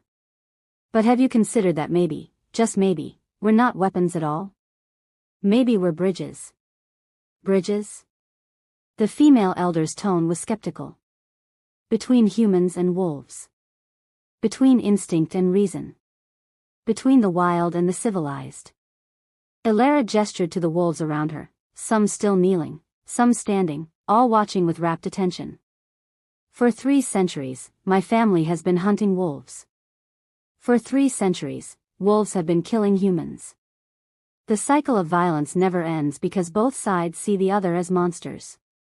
As threats to be eliminated. She moved to Kale's side, taking his hand. But I'm both. Human and wolf. And I'm proof that the two don't have to be enemies. That they can coexist, support each other, make each other stronger. Pretty words, the Ice-Eyed Elder said. But meaningless. One bridge doesn't rebuild a broken world. Then let me build more bridges. Elara's grip on Kale's hand tightened. Give me territory. Let me establish a pack where humans, wolves, and Moonborns, if there are others, can live together. Where we can prove that coexistence is possible. Where the old laws of fear and violence can be replaced with something better. And if you fail? The female elder asked. If your experiment in coexistence collapses into the chaos and bloodshed we've spent millennia preventing? Then you can strip my powers and scatter my pack. I'll accept whatever punishment you decree. Elara met the elder's eyes. But give me the chance to try. Give all of us the chance. The 3 elders exchanged glances, some wordless communication passing between them. The silence stretched, heavy with possibility and danger. Finally, the female elder spoke. Very well. We will grant you this opportunity. A territory in the borderlands, where wolf and human lands meet. You have 1 year to prove that your vision of coexistence can work. If you succeed, we will consider revising the laws regarding Moonborns. If you fail. She didn't finish the sentence. She didn't need to. 1 year, Elara agreed. But understand this, Moonborn, you will be watched. Carefully. Any sign that you're abusing your power, any indication that you're becoming the weapon we fear, and we will end you. Swiftly and without mercy. The elder's eyes swept the assembled wolves. And anyone who stands with you will share your fate. She gave them one last, unreadable look, then disappeared into the forest, the other elders following. The oppressive power lifted, leaving the clearing feeling suddenly empty. For a moment, no one spoke. Then Marcus let out a whoop of triumph, and the tension broke. Wolves were laughing, crying, howling at the crimson moon. They'd witnessed history, an Alpha challenge, a Moonborn's awakening, and a successful defiance of the Elder Council all in one night. Kale pulled Alara into his arms, holding her so tightly she could barely breathe. Through the bond, she felt everything, his pride, his love, his terror at how close they'd come to losing everything, his determination to make her vision real. "You magnificent, impossible woman," he murmured against her hair. "Do you have any idea what you just committed us to? Building a better world?" Alara managed a shaky laugh. "Yeah, I might have some idea. A year. We have 1 year to prove that centuries of hatred and violence can be overcome. Then we'd better get started." 6 months later. The territory they'd claimed was a stretch of wilderness where the old Silvercrest lands met human settlements, a no-man's land that neither side had wanted. It was perfect. They'd built it slowly, carefully. Cabins for those who preferred walls and roofs. Dens for those who preferred earth and stone. Common spaces where human and wolf could meet as equals. Rules that protected both: no hunting humans, no shooting wolves, disputes settled by council rather than violence. It hadn't been easy. There had been challenges, conflicts, moments when the whole experiment seemed ready to collapse. But gradually, impossibly, it had worked. Humans who'd lost family to wolf attacks learned to sit across fires from the creatures they'd feared. Wolves who'd seen their pack members killed by hunters learned that not all humans were enemies. And at the center of it all, Alara and Kale. Alpha pair. Leaders. Bridge builders. Alara stood on the porch of their home, a structure that was half cabin, half den, symbolic of their combined natures, watching the settlement come alive in the evening light.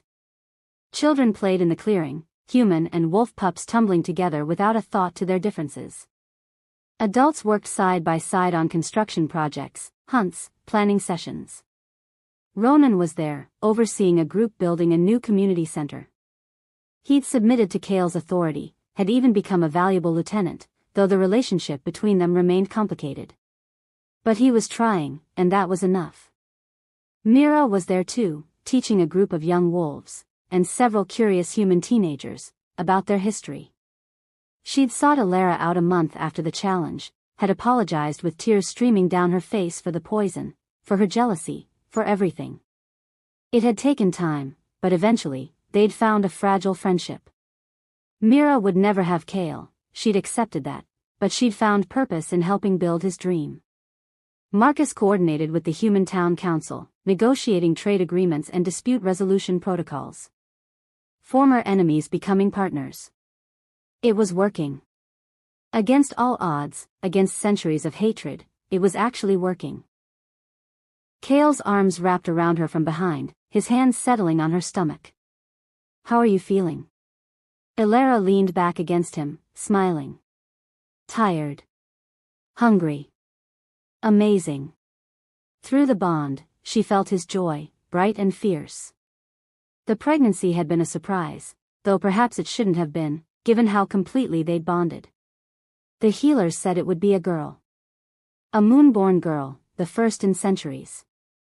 "She's strong," Alara said softly, placing her hand over Kale's. "I can feel her. Already so strong. Like her mother." Kale's voice was thick with emotion. "Do you ever regret it? Choosing this path? Everything it's cost you?" Alara thought about the question. She'd lost her old life, her safety, any chance at being ordinary. The Wolf Warden Society was still out there, still hunting, preparing for a war that everyone knew was coming. 6 months of peace couldn't erase 3 centuries of conflict. But she'd gained so much more. "Never," she said. "Not once." A commotion at the edge of the settlement drew their attention. A group of newcomers, 3 humans and 2 wolves, approached cautiously, attracted by rumors of a place where both species could live in peace. Marcus went to greet them, offering the same welcome he'd given to dozens of refugees over the past months. More bridges being built. 1 person at a time. "They're coming," Kale said quietly. "The wardens. My scouts report increased activity on the borders." Weapons shipments. Recruitment drives. He paused. They're preparing to end us. I know. Elara had felt it too, the gathering storm. Her uncle Silas was out there somewhere, rallying the society, convinced that what they'd built here was an abomination that had to be destroyed. But we're ready. Are we? Cale's voice held doubt. We're still so few.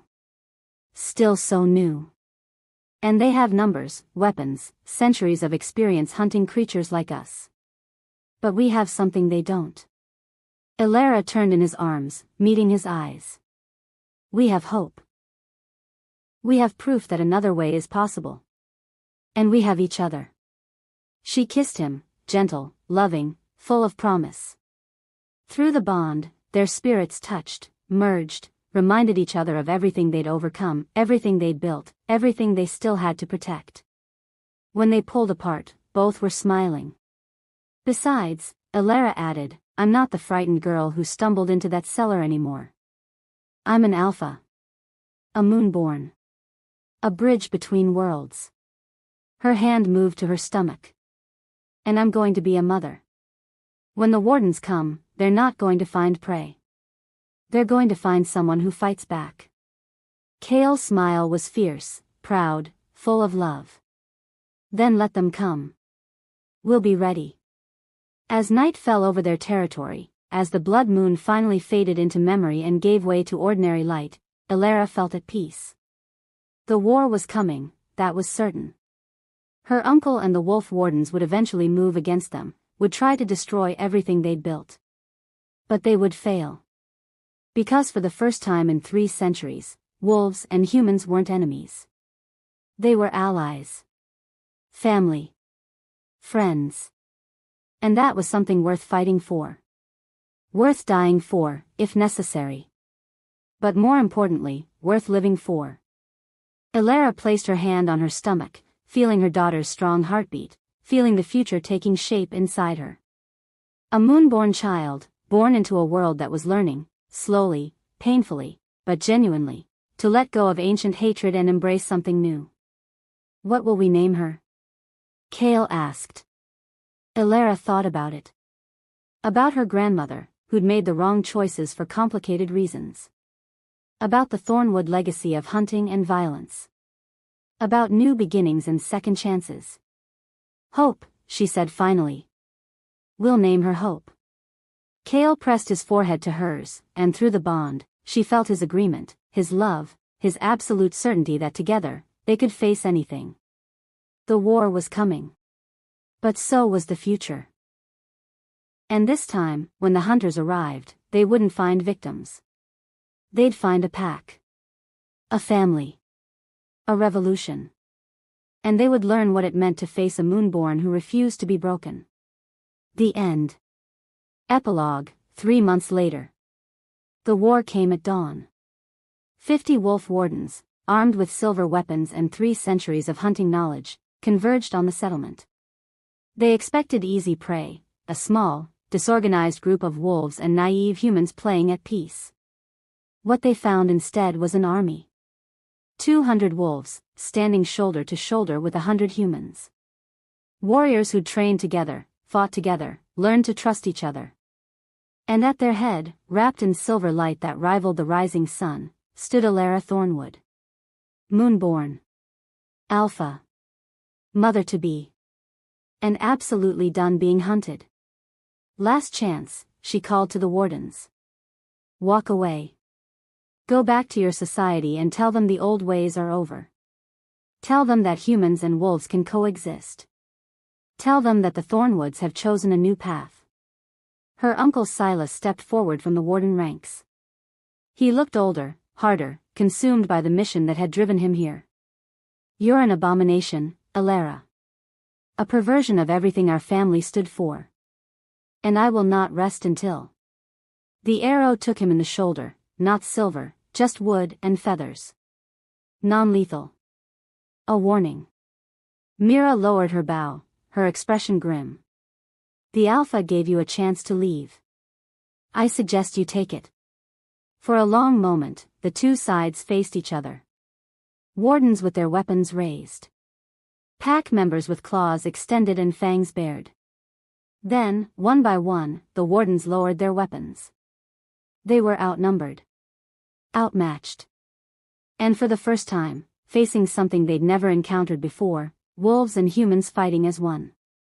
"This isn't over," Silas spat, clutching his wounded shoulder. "The society will never accept." "Then the society can burn," Elara said calmly. "Because we're done asking for permission to exist. We're done hiding. We're done being afraid." She gestured to the territory behind her, the settlement, the people, the proof that another way was possible. "This is the future. Tell your society that. Tell them that change is coming, whether they're ready or not." The wardens retreated, carrying their wounded alpha with them. Victory. Kale's hand found Elara's, their fingers lacing together. Through the bond, she felt his pride, his love, his absolute certainty that they'd made the right choice. "Ready for the next challenge?" he asked. Elara looked out at her pack, her family, preparing to celebrate, to heal, to keep building the world they'd dreamed of. She felt her daughter moving inside her, strong and fierce and full of life. "Always," she said. And together, the alpha pair turned back to their territory, ready to face whatever came next. Because they were no longer alone. They were no longer afraid. They were the future. And nothing, not hunters, not ancient laws, not centuries of hatred, could stop them. The hunt was over. The end. Thank you for watching this video. Subscribe, like and share this video to continue listening to this type of story daily and also, to appreciate this community too. I would like to hear your wonderful opinion about this story. Please comment below.